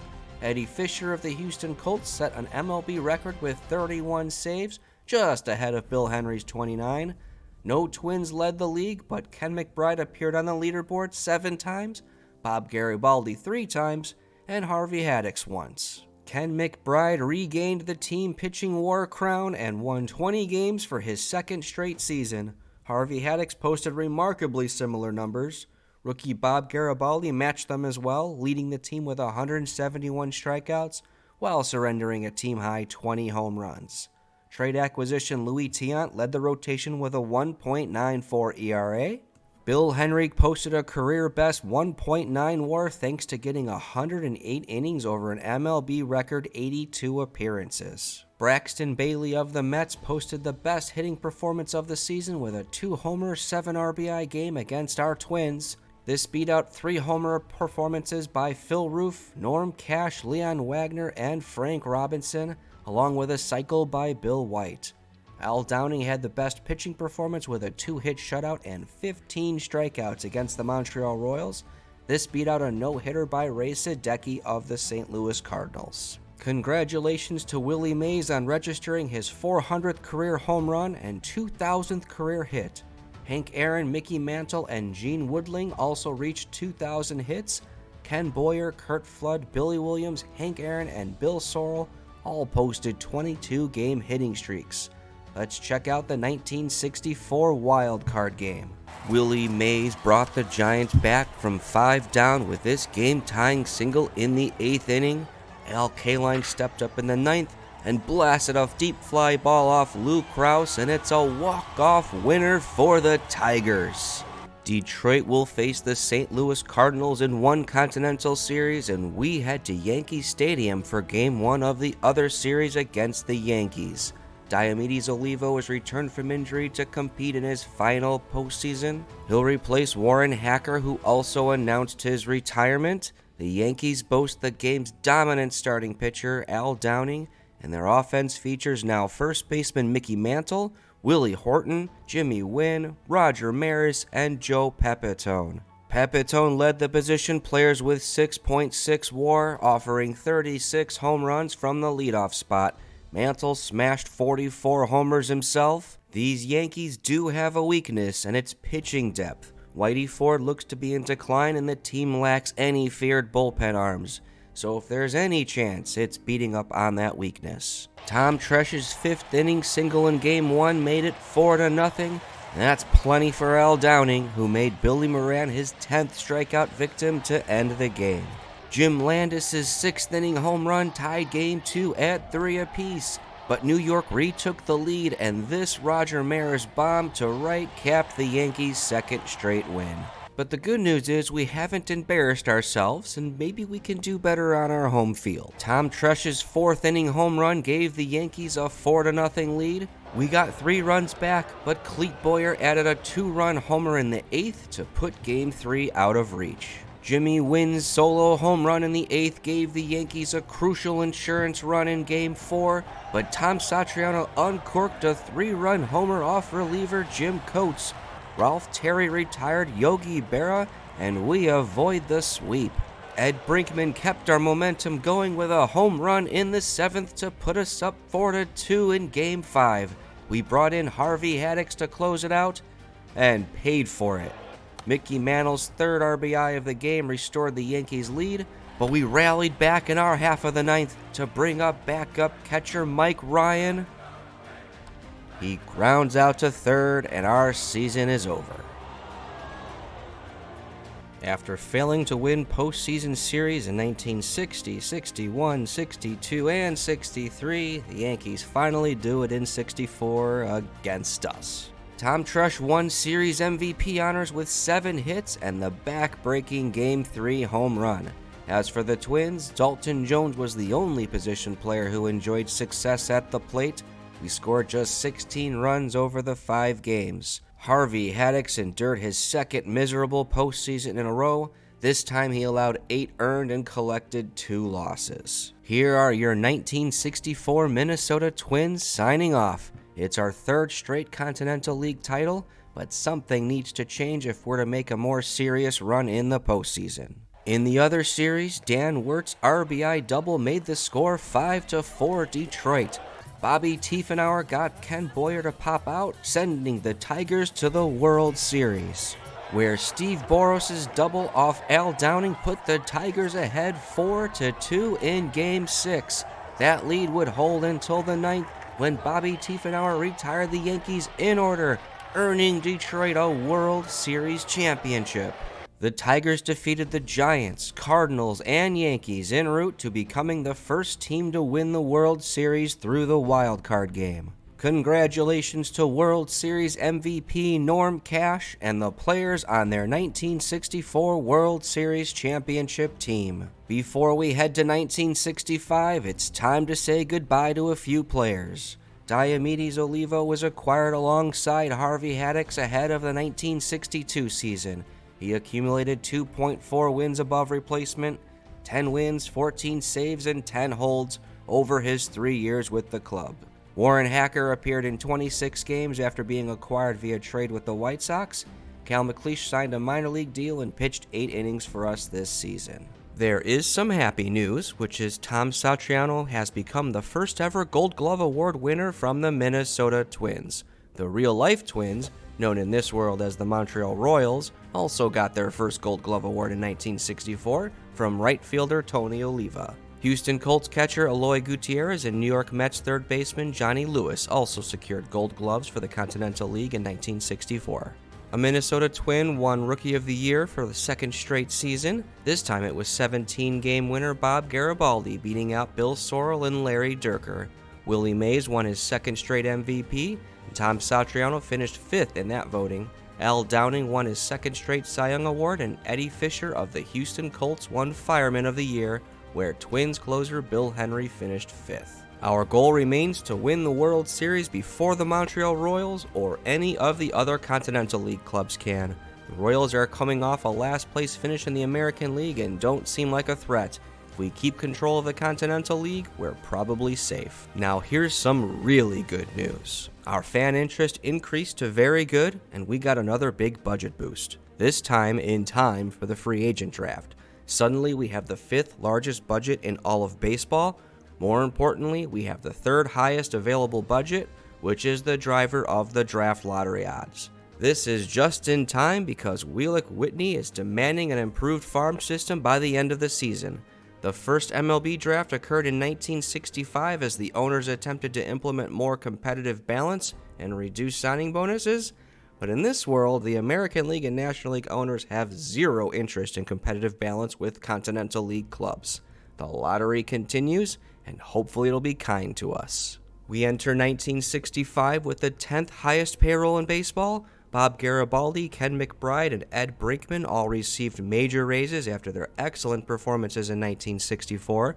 On the other hand, Ralph Terry took a large pay cut, and we're only carrying 26 players on our 40-man roster. This kept our payroll flat from 1964 and helped build all that available budget space. Our premier draft lottery status arrives at just the right time. It's an incredible position player draft class and includes real-life Hall of Famers Rod Carew and Johnny Bench, plus 7 other 5-star position players. But I'd argue the pitcher class is even stronger, boasting future Hall of Famers Nolan Ryan, Don Sutton, Catfish Hunter, and Raleigh Fingers. And not only did we get a high pick, we get 4 of them. The lottery has blessed us with the number 2, number 5, number 8, and number 13 picks. The Dodgers will pick first and earned 6 first-rounders. The Colorado Rockies will pick 4th and 22nd. The Rangers and Mets also landed first-round picks, while the Colts get 2 early second-rounders. Continental League is going to receive a major infusion of young talent this season.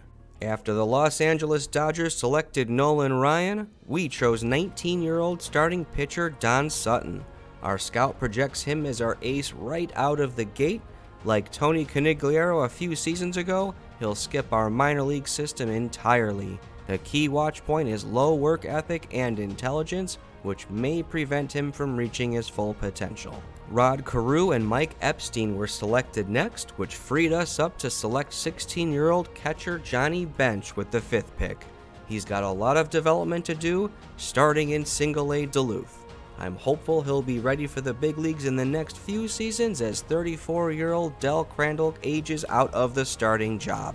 Bob Moose and Bernie Carbo came off the board next, and we chose 18-year-old outfielder Bobby Bonds with the 8th overall pick.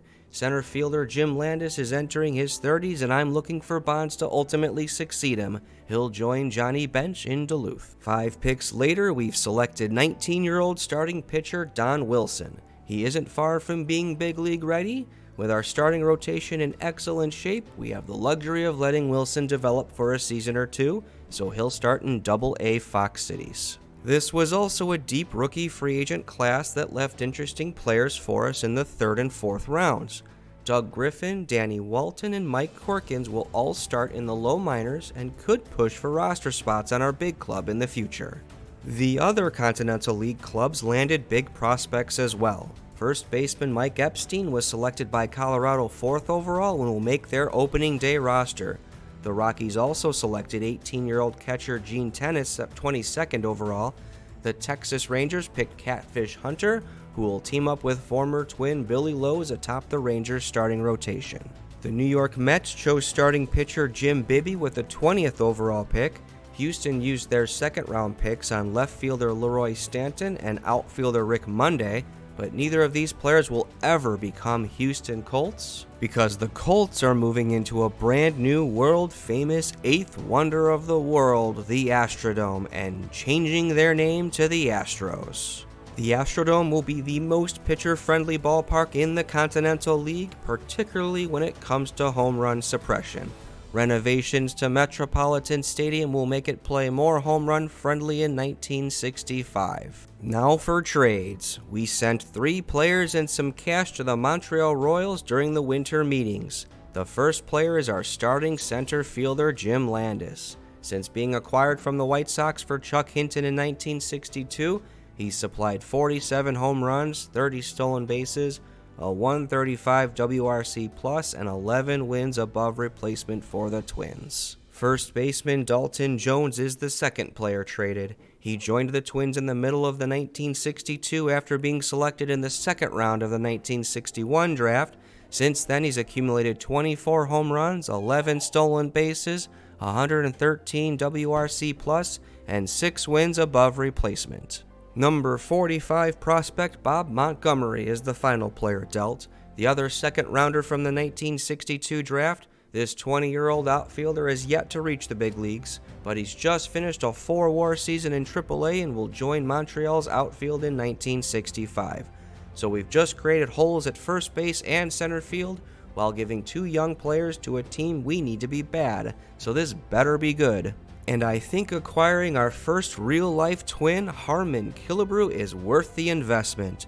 Jerry Park has really sapped his power since the Senators moved to Montreal, but my scout thinks all that power is still there, so we're going to insert him into the Twins lineup behind Tony Conigliaro.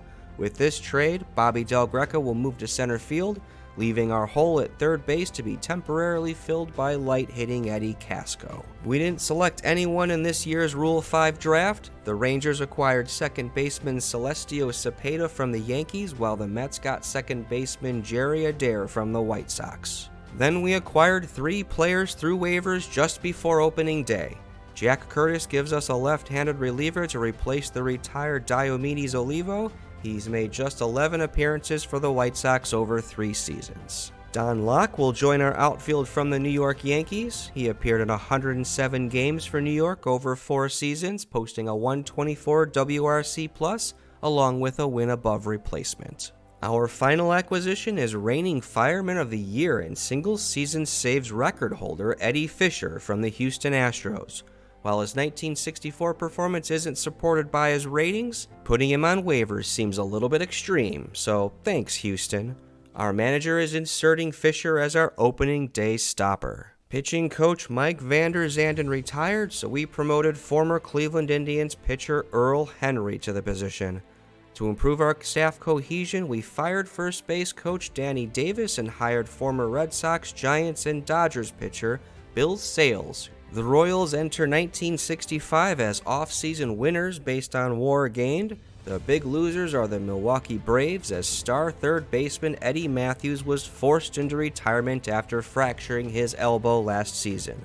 The 33-year-old's career ends prematurely with 458 home runs and 73 wins above replacement. The Los Angeles Dodgers now have the top minor league system in baseball, with 12 players in the top 50. We've jumped from 16th to 3rd thanks to those 4 first-round draft picks. Don Sutton has been named the #1 prospect in baseball, Johnny Bench is 7th, Don Wilson is 9th, and Bobby Bonds is 15th. The Rockies, Astros, Rangers have all improved their place in the rankings, and the Continental League clubs now possess competitive systems. And here are your opening day 1965 Minnesota Twins. 16 players remain from last year's opening day roster. Sutton and Killebrew highlight the infusion of top talent onto the roster, while key players like Harvey Haddix, Bill Henry, Del Crandall, Ed Boucher, and Bobby Del Greco are entering their twilight years. But this team is younger and more talented than a year ago. Time to welcome the Astros in for opening day. Offensive liability. Eddie Casco got us on the board with an RBI single in the 2nd inning, and former Houston closer Eddie Fisher came on in the 9th and finished off his old team for a 1-0 victory. In other games, Mets ace Mike Garcia won his 2nd straight opening day start, defeating the Peaches 7-3. George Thomas's 2 homers and Ken Johnson's shutout helped the Rockies to a 7-0 win over the Bisons. Billy Lowe's pitching helped the Texas Rangers to a 3-1 extra inning win against the Blue Jays.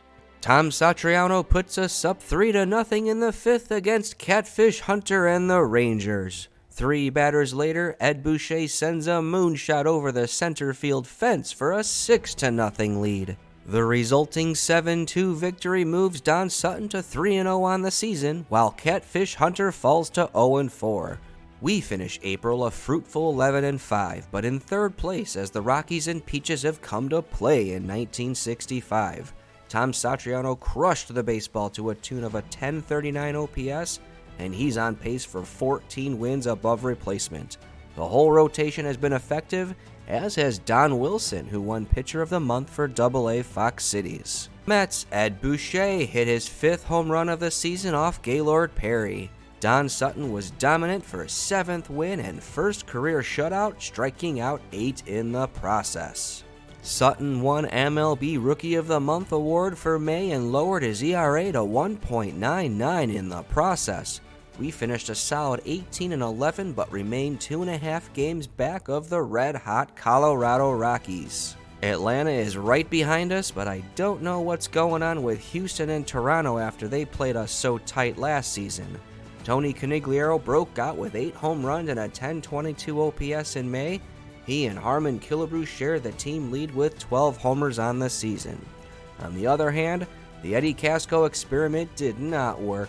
We're moving a struggling Bobby Del Greco to 3rd base and installing waiver wire acquisition Don Locke in center field. Down in the minors, Don Wilson is now 10-0, while Johnny Bench won Player of the Month in A-ball. Ed Boucher sends his 12th homer of the season into Buffalo's right field bleachers, and Tom Satriano wraps up the scoring with his 11th home run. Twins win 8-3. That win concludes June, which saw us finish with a 23-4 record, including a 13-game winning streak. We also hit the trifecta of June awards. Tony Conigliaro smashed 11 homers and was named MLB Batter of the Month. He's only 10 points of batting average away from the Triple Crown. Ken McBride went 6-0 with a 1.07 ERA to win MLB Pitcher of the Month. He's now 11-2 with a 1.79 ERA on the season, which is right behind Don Sutton, who won MLB Rookie of the Month by going 5-0 with a 1.47 ERA. Yet despite all of this domination, we're only 2.5 games in front of the Colorado Rockies, because they finished June with a 20-11 record, and they're currently riding an 11-game winning streak. Everything isn't perfect in the Twins organization though. Harvey Haddix is out with an abdominal issue. Infielder Eddie Casco is 0 for his last 33. Mike Ryan has taken the starting catcher torch from the declining Del Crandall, and Don Wilson lost his first game in Double-A. 18 trades were completed in Major League Baseball this deadline, and 5 of them included our Twins. Wheelock Whitney wants me to win now, so I kinda went nuts. We're a big budget club now, so it's time to act like it. So, what have we done? Our blockbuster move was sending 32-year-old outfielder Ed Boucher to the Cleveland Indians. Since being acquired off waivers from the Cubs in August of 1961, Boucher has mashed 77 home runs, posted a 145 WRC+, and accumulated 17 wins above replacement. He was a monster during our 1962 upset of the San Francisco Giants and won MLB Batter of the Month in September of 1963. Now he takes over in left field for the first place Indians, so we could see him again soon. Mike Ryan also heads to Cleveland just after earning the starting catching job in Minnesota.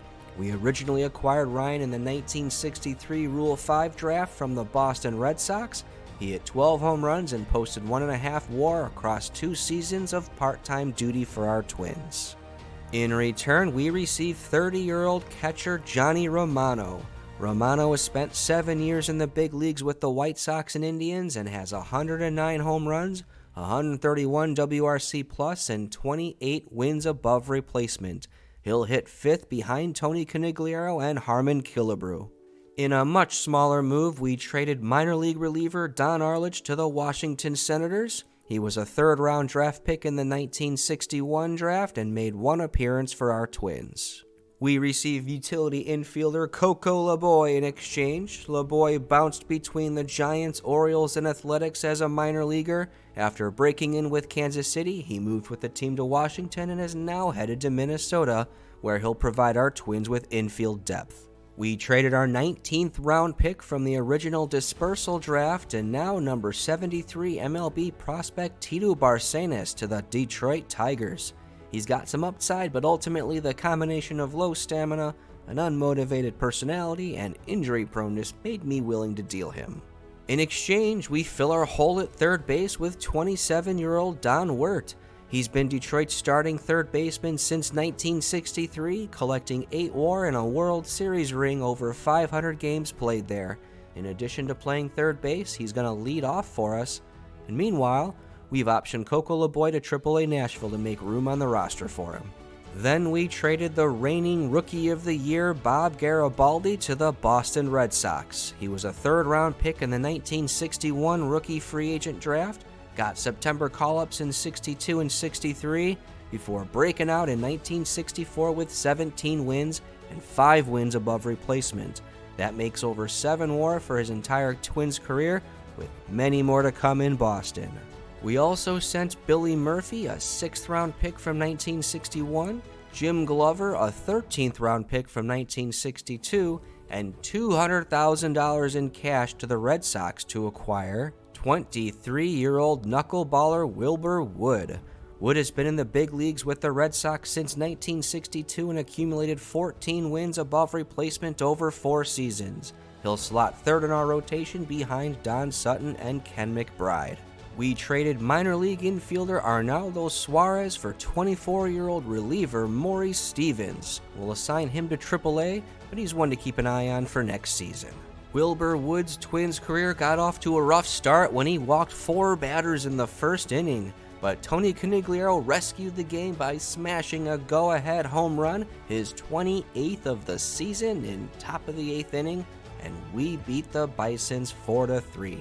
We closed July with a 19-8 record, but the Rockies are staying close, just 3.5 games behind, and we still face them 12 more times this season. Harmon Killebrew hit 6 homers and now has 24 on the season. Don Sutton posted a 1.80 ERA with 33 strikeouts to go with just 3 walks for yet another Rookie of the Month award. He's now 16-3 on the season. Ken McBride is chasing that record. Not only does he pick up another win against the New York Mets, he just pitched a no-hitter. McBride carried a perfect game into the 8th inning when he walked Jim Price with 2 outs. He struck out 5 and threw only 90 pitches in the process. Trade acquisition Johnny Romano took Catfish Hunter deep in the first inning, and he wasn't done as this bases-clearing double made it 6-0 over the Rangers. That win extends our lead to 6 games in the Continental League. Don Sutton won his 22nd game and collected MLB Pitcher of the Month in August, earning 6 wins with a 1.57 ERA. Johnny Romano made himself right at home with 8 homers, while Tony Conigliaro knocked 10 out to take the MLB lead with 38 homers on the season. Johnny Bench won Top Batter of the Month in A-Ball, and we've called up Maurice Stevens, John Upham, and Coco LeBoy for our September goal to knock out the Rockies. And thanks to a scheduling quirk, we're about to play a 7-game home and away series against them. And they're a dangerous team thanks to 22-year-old MVP favorite Rico Petrocelli, who is dueling Pete Rose for the MLB batting crown. Rookie first baseman Mike Epstein has made a good partner in the middle of their lineup, and they boast the best bullpen ERA in baseball. After splitting the first 2 games, Bobby Del Greco's 7th inning home run was his second of the third game, putting us up 13-0. But the following day, Rico Petrocelli's bases clearing triple off Maurice Stevens in the 7th inning earned the Rockies a series split. Off to Colorado. Ken Johnson struck out Don Wirt to finish his complete game and 19th win of the season. We split the final 2 games, so the Rockies take 4 of 7, which certainly isn't ideal, but we're still 5 games in front with only 19 games left to play. We wouldn't clinch the Continental League on the 21st against the Rangers. In the grand tapestry of sports, few moments stand as towering monuments to human excellence. One such moment is the perfect game in baseball, which Don Sutton has just achieved. It's our second no-hitter of the season, Sutton's 24th win of the season, and it took him 101 pitches to collect our 101st win of the season, making our magic number 3. Just 4 days later, we did clinch our 4th straight Continental League title at Shea Stadium with just 8 games left to play. We finished with a franchise record 108 wins and 12 games ahead of Colorado. Atlanta jumped from 6th to 3rd, while Toronto slid from 2nd to 7th. Harmon Killebrew knocked out 10 homers, beating out Tony Conigliaro's 9 for September. Wilbur Wood collected 4 wins and posted a 1.48 ERA. Unfortunately, reliever Tom Morgan is out for the season with a hamstring strain. Don Wilson finished with 5 wins above replacement in Double-A. Johnny Bench improved as the Single-A season progressed to finish with 3 WAR. Both should get promoted a level for next season. Bobby Bonds, though, will need to repeat A-ball after struggling at the plate with a sub-700 OPS. The defending World Series champion Tigers sank all the way to 6th place, and the New York Yankees overtake Cleveland over the last weekend of the season to repeat as American League champions. The Montreal Royals are still bad. Jim Landis was mediocre, while Dalton Jones accumulated a full win below replacement before getting shipped to Pittsburgh at the deadline. The Pittsburgh Pirates improved by 22 games to win the National League crown, while the Giants will play the wild card game for the second straight season. The Cardinals went from NL champions to 92 losses and a 7th placed finish. We finished first in runs scored and runs against for a dominant plus 359 run differential. The only categories we didn't lead the league in are batter strikeout rate, stolen bases, pitching strikeout rate, range factor, and zone rating. Of course, we did it all against the weaker Continental League. Let's see if we can do it against the Yankees or the Pirates. Tony Conigliaro led all of baseball with 47 home runs, 126 runs batted in, and 355 total bases. Harmon Killebrew led the league with 121 runs. Tom Satriano, Johnny Romano, and Ed Brinkman all made a bunch of top 10 appearances as well. Dick Allen of the Philadelphia Phillies led the league in 7 offensive categories, but it was our worthy nemesis Rico Petrocelli's turn to lead the league in wins above replacement. Tom Satriano completed his second consecutive 10-WAR season. He led the club in hits, triples, stolen bases, and batting average with elite shortstop defense.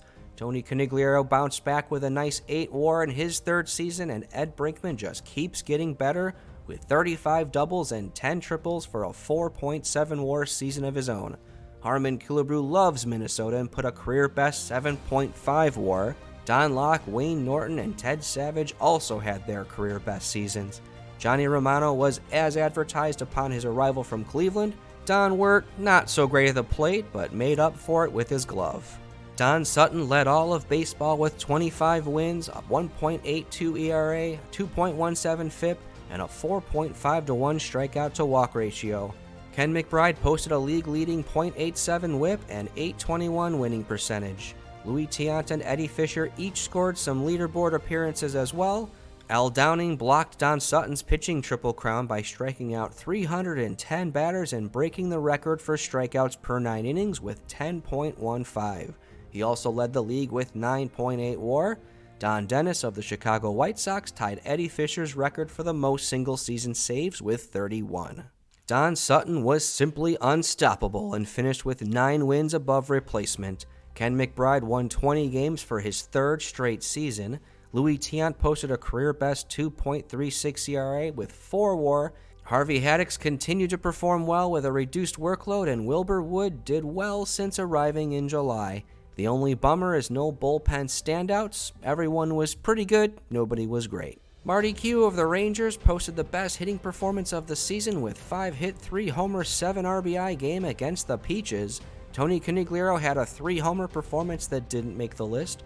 Fergie Jenkins had one of the best pitching performances with a 3-hit shutout and 14 strikeouts against the New York Mets. Our guys pitched a no-hitter and a perfect game, and neither made this list. These game scores are losing credibility. Congratulations to Ernie Banks on registering his 400th career homer and 1,000th career run. Al Kaline reached 2,000 hits, and Frank Robinson hit his 300th home run. Mike Garcia and Whitey Ford each collected their 200th career win. Leon Wagner posted the season's longest hitting streak with 24. Jim Ray Hart's 4th-inning home run put the San Francisco Giants up 4-1 in the wild card game. Willie McCovey's blast made it 6-1 the following inning, and Cleveland finishes the season with 5 losses in a row. The victorious Giants will face the New York Yankees in one Continental Series, and we head to Forbes Field for Game 1 of the other series against the 93-win Pittsburgh Pirates. Maurice Stevens makes the postseason roster in place of injured Tom Morgan. The Pirates are in the postseason for the first time since their 1960 World Series championship. And they have some very young talent. They've got 20-year-old Dave Boswell, 23-year-old Mel Stottlemyre in their rotation, 25-year-old Wes Parker, 22-year-old Bob Bailey, 25-year-old Willie Stargell, and 21-year-old Paul Blair all in their lineup. Roberto Clemente is the only major contributor over 30. And keep an eye out for ex-twin Dalton Jones, who made the Pirates' postseason roster. Center fielder Paul Blair led their position players with 7 WAR, and Bob Bailey was right behind him with a 30-home run season. Their starting rotation is well-balanced, all 4 won 13 games or more, but Mel Stottlemyre led the way with 17 and a team-high 5 WAR. As their star ratings suggest, there aren't any dominant players. There's a bunch of players in their pre-peak years, which gives us a shot in this series. Tom Satriano's 2-run double gave us a 5th inning lead, and Maury Stevens was able to wiggle out of a 9th inning jam for an 8-5 Game 1 victory.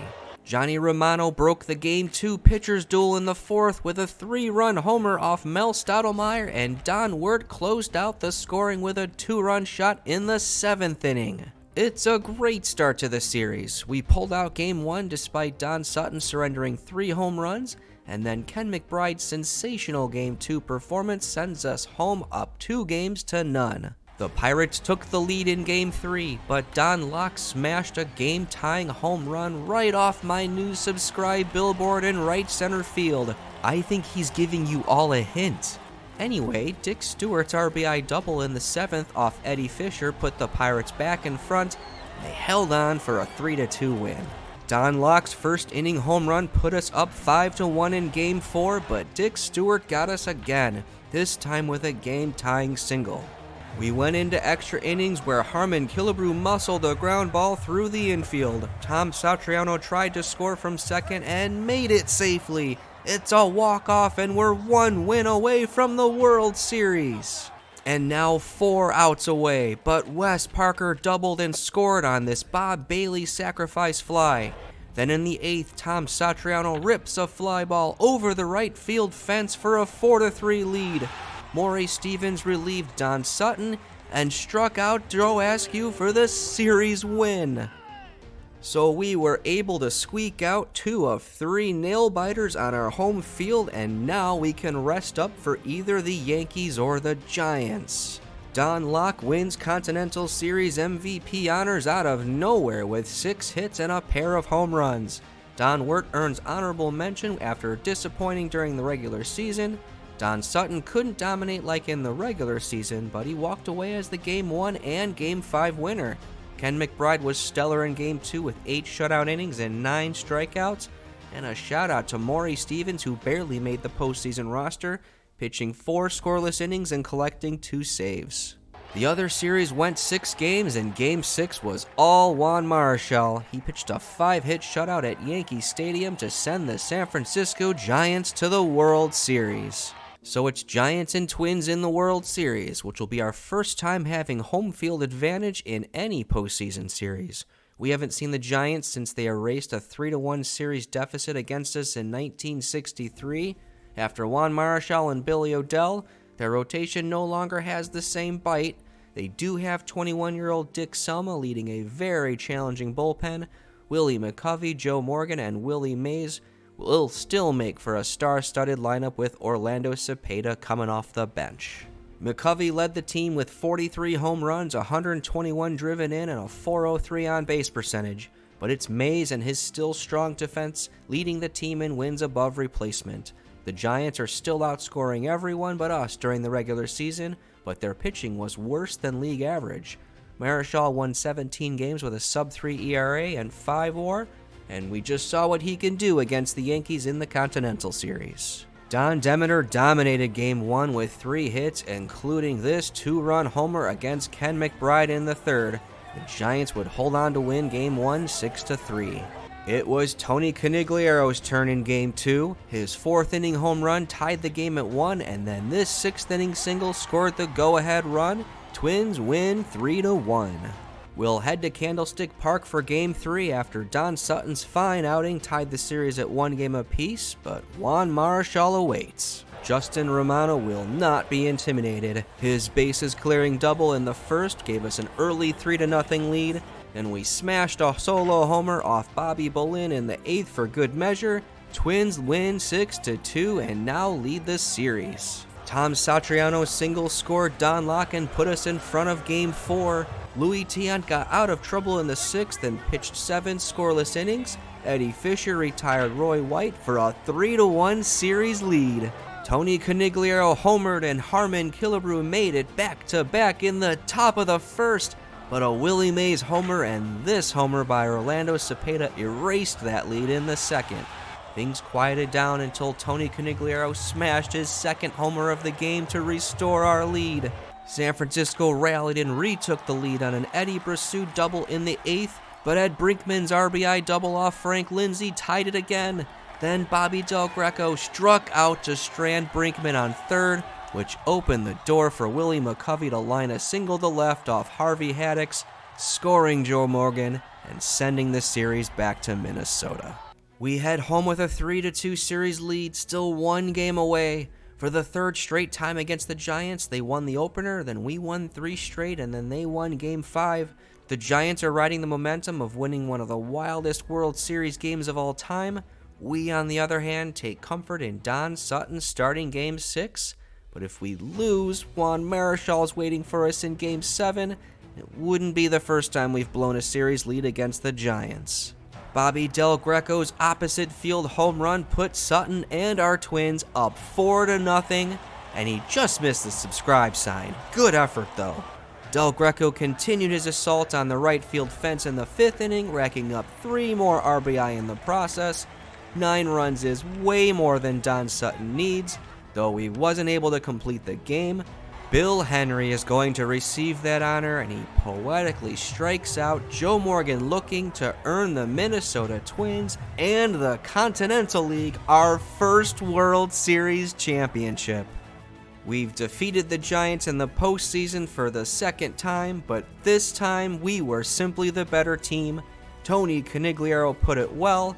We put a lot of work into this and deserve to be champions. Congratulations to Tony Conigliaro on winning the World Series MVP award with 3 home runs. Harmon Killebrew posted a .1257 OPS during the series, and Don Sutton won 2 more starts. Willie Mays was unstoppable in a losing effort for the Giants. We are able to hoist the trophy after going 8-3 in the postseason. The Cleveland Indians and Pittsburgh Pirates both have young squads that could return to the postseason for years to come. The Yankees fall short again, and now it's been 7 seasons without a World Series championship. And with this victory, we have won our challenge in the process. The Colts/Astros provided a stiff test early while the Colorado Rockies were starting to become a threat this season, but we were able to hold them off, and surprisingly, the Montreal Royals became more and more irrelevant as the save progressed. They still feature some of the real-life Minnesota Twins that lost to the Dodgers in the real 1965 World Series. Harmon Killebrew, Camilo Pascual, and Mudcat Grant are gone. Zoilo Versailles, Tony Oliva, John Mincher, Bob Allison, Jimmy Hall, and Earl Beatty are still around but just didn't play well enough to compete. They finished 4th, 5th, 3rd, 8th, and 7th in the 5 years of this save.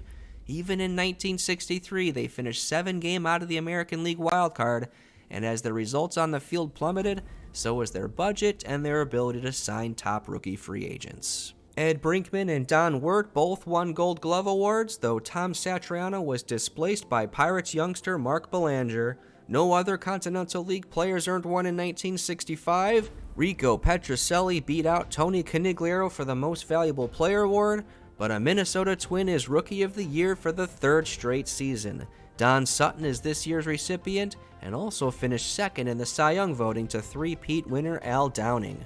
Willie Mays won his 2nd straight MVP. Tom Satriano finished 5th in that voting, and Darryl Knowles of the Atlanta Peaches is the Fireman of the Year.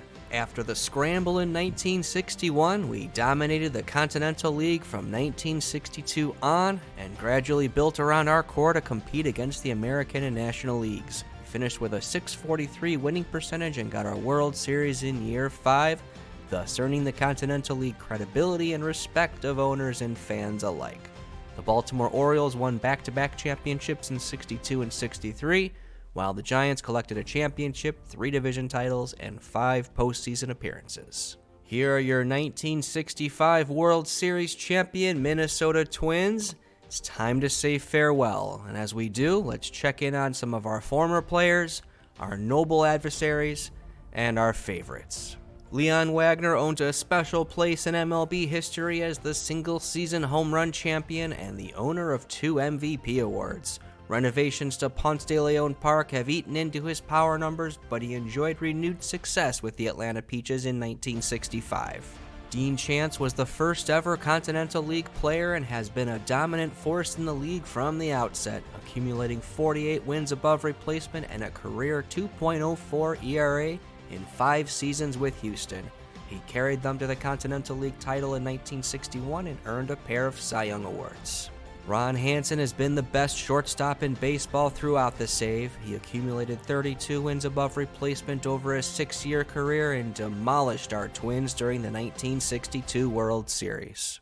Al Downing has been the best pitcher in Major League Baseball, bagging 3 straight Cy Young awards, 39 wins above replacement, and insane strikeout numbers.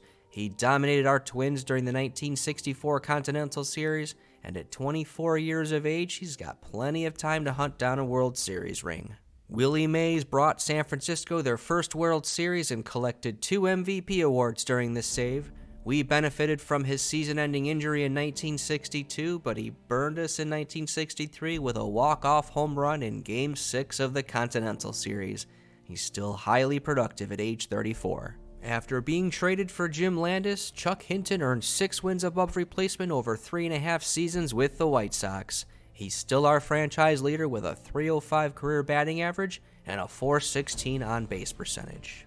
After being a part of the Louis Tiant trade in 1964, Billy Lowe's earned 3 WAR over a season and a half with the Texas Rangers. Life back in the American League wasn't kind to Jim Landis after his trade for Harmon Killebrew. He only received 134 plate appearances on a Royals team that finished in 7th place. Ed Boucher missed the final month of the 1965 season, which contributed to Cleveland's collapse, but he still gets a ring and is part of an extremely talented Indians club entering his age 33 season. Harmon Killebrew was a massive first base upgrade in 1965 and became our first and only link to the real-life Minnesota Twins of the 1960s. 20-year-old Don Sutton won 25 games, won Rookie of the Year, pitched a perfect game, and won the World Series. Louis Tiant carried a 2.24 ERA as a Minnesota Twin while winning 18 games and posting 6 wins above replacement. Bobby Del Greco started at third base, left field, and center field at different points over 2.5 seasons with the Minnesota Twins. He smashed 39 home runs and totaled 11 wins above replacement during his time with us. We lucked into Tony Conigliaro with the first pick of the 1962 draft, 134 home runs, 3 consecutive RBI titles, a .600 career slugging percentage, and 22 wins above replacement later. He owns the 1963 Rookie of the Year award and the 1965 World Series MVP award. Harvey Haddix collected 21 wins above replacement over 4 seasons and won 22 games in 1963. Acquired as an end-of-career rental, he's aged remarkably gracefully and is still contributing at age 40. Ralph Terry was acquired in August 1961 and collected 12 wins above replacement since. He won 19 games in 1962 and his role has steadily decreased as upgrades joined our pitching staff. Only a handful of players remain from the original expansion draft. One of them is Ed Brinkman. After getting a cup of tea in 1961, he joined the big club in 1962 and became a defensive ace, an extra hit machine who is our franchise leader in doubles and triples. He's already accumulated 21 WAR, a Gold Glove award, and a World Series ring at age 23. Tom Satriano is the Minnesota Twins franchise leader with 40 wins above replacement in 5 seasons with the club. He won a Gold Glove in 1964 and finished 3rd in MVP voting this season. He's the Twins franchise's all-time leader in hits, walks, total bases, stolen bases, runs, and wins above replacement. He's still just 25. And finally, the original Minnesota Twin, Ken McBride. He totaled 25 wins above replacement, pitched a no-hitter, led the league in WHIP in 1965, collected 3 straight 20-win seasons. He's our franchise leader in wins, complete games, shutouts, and strikeouts. Well, that is a wrap for this series. It has been a fun ride, and it's kind of sad to see it end so quickly. A couple of odds and ends to close this up. If you're interested in trying this save from the start, check out the description. I have a link to a quick start. I'd love to hear your comments about what would have happened to this universe in 1966 and beyond. Would the MLB draft be approved? How would expansion in 1969 work?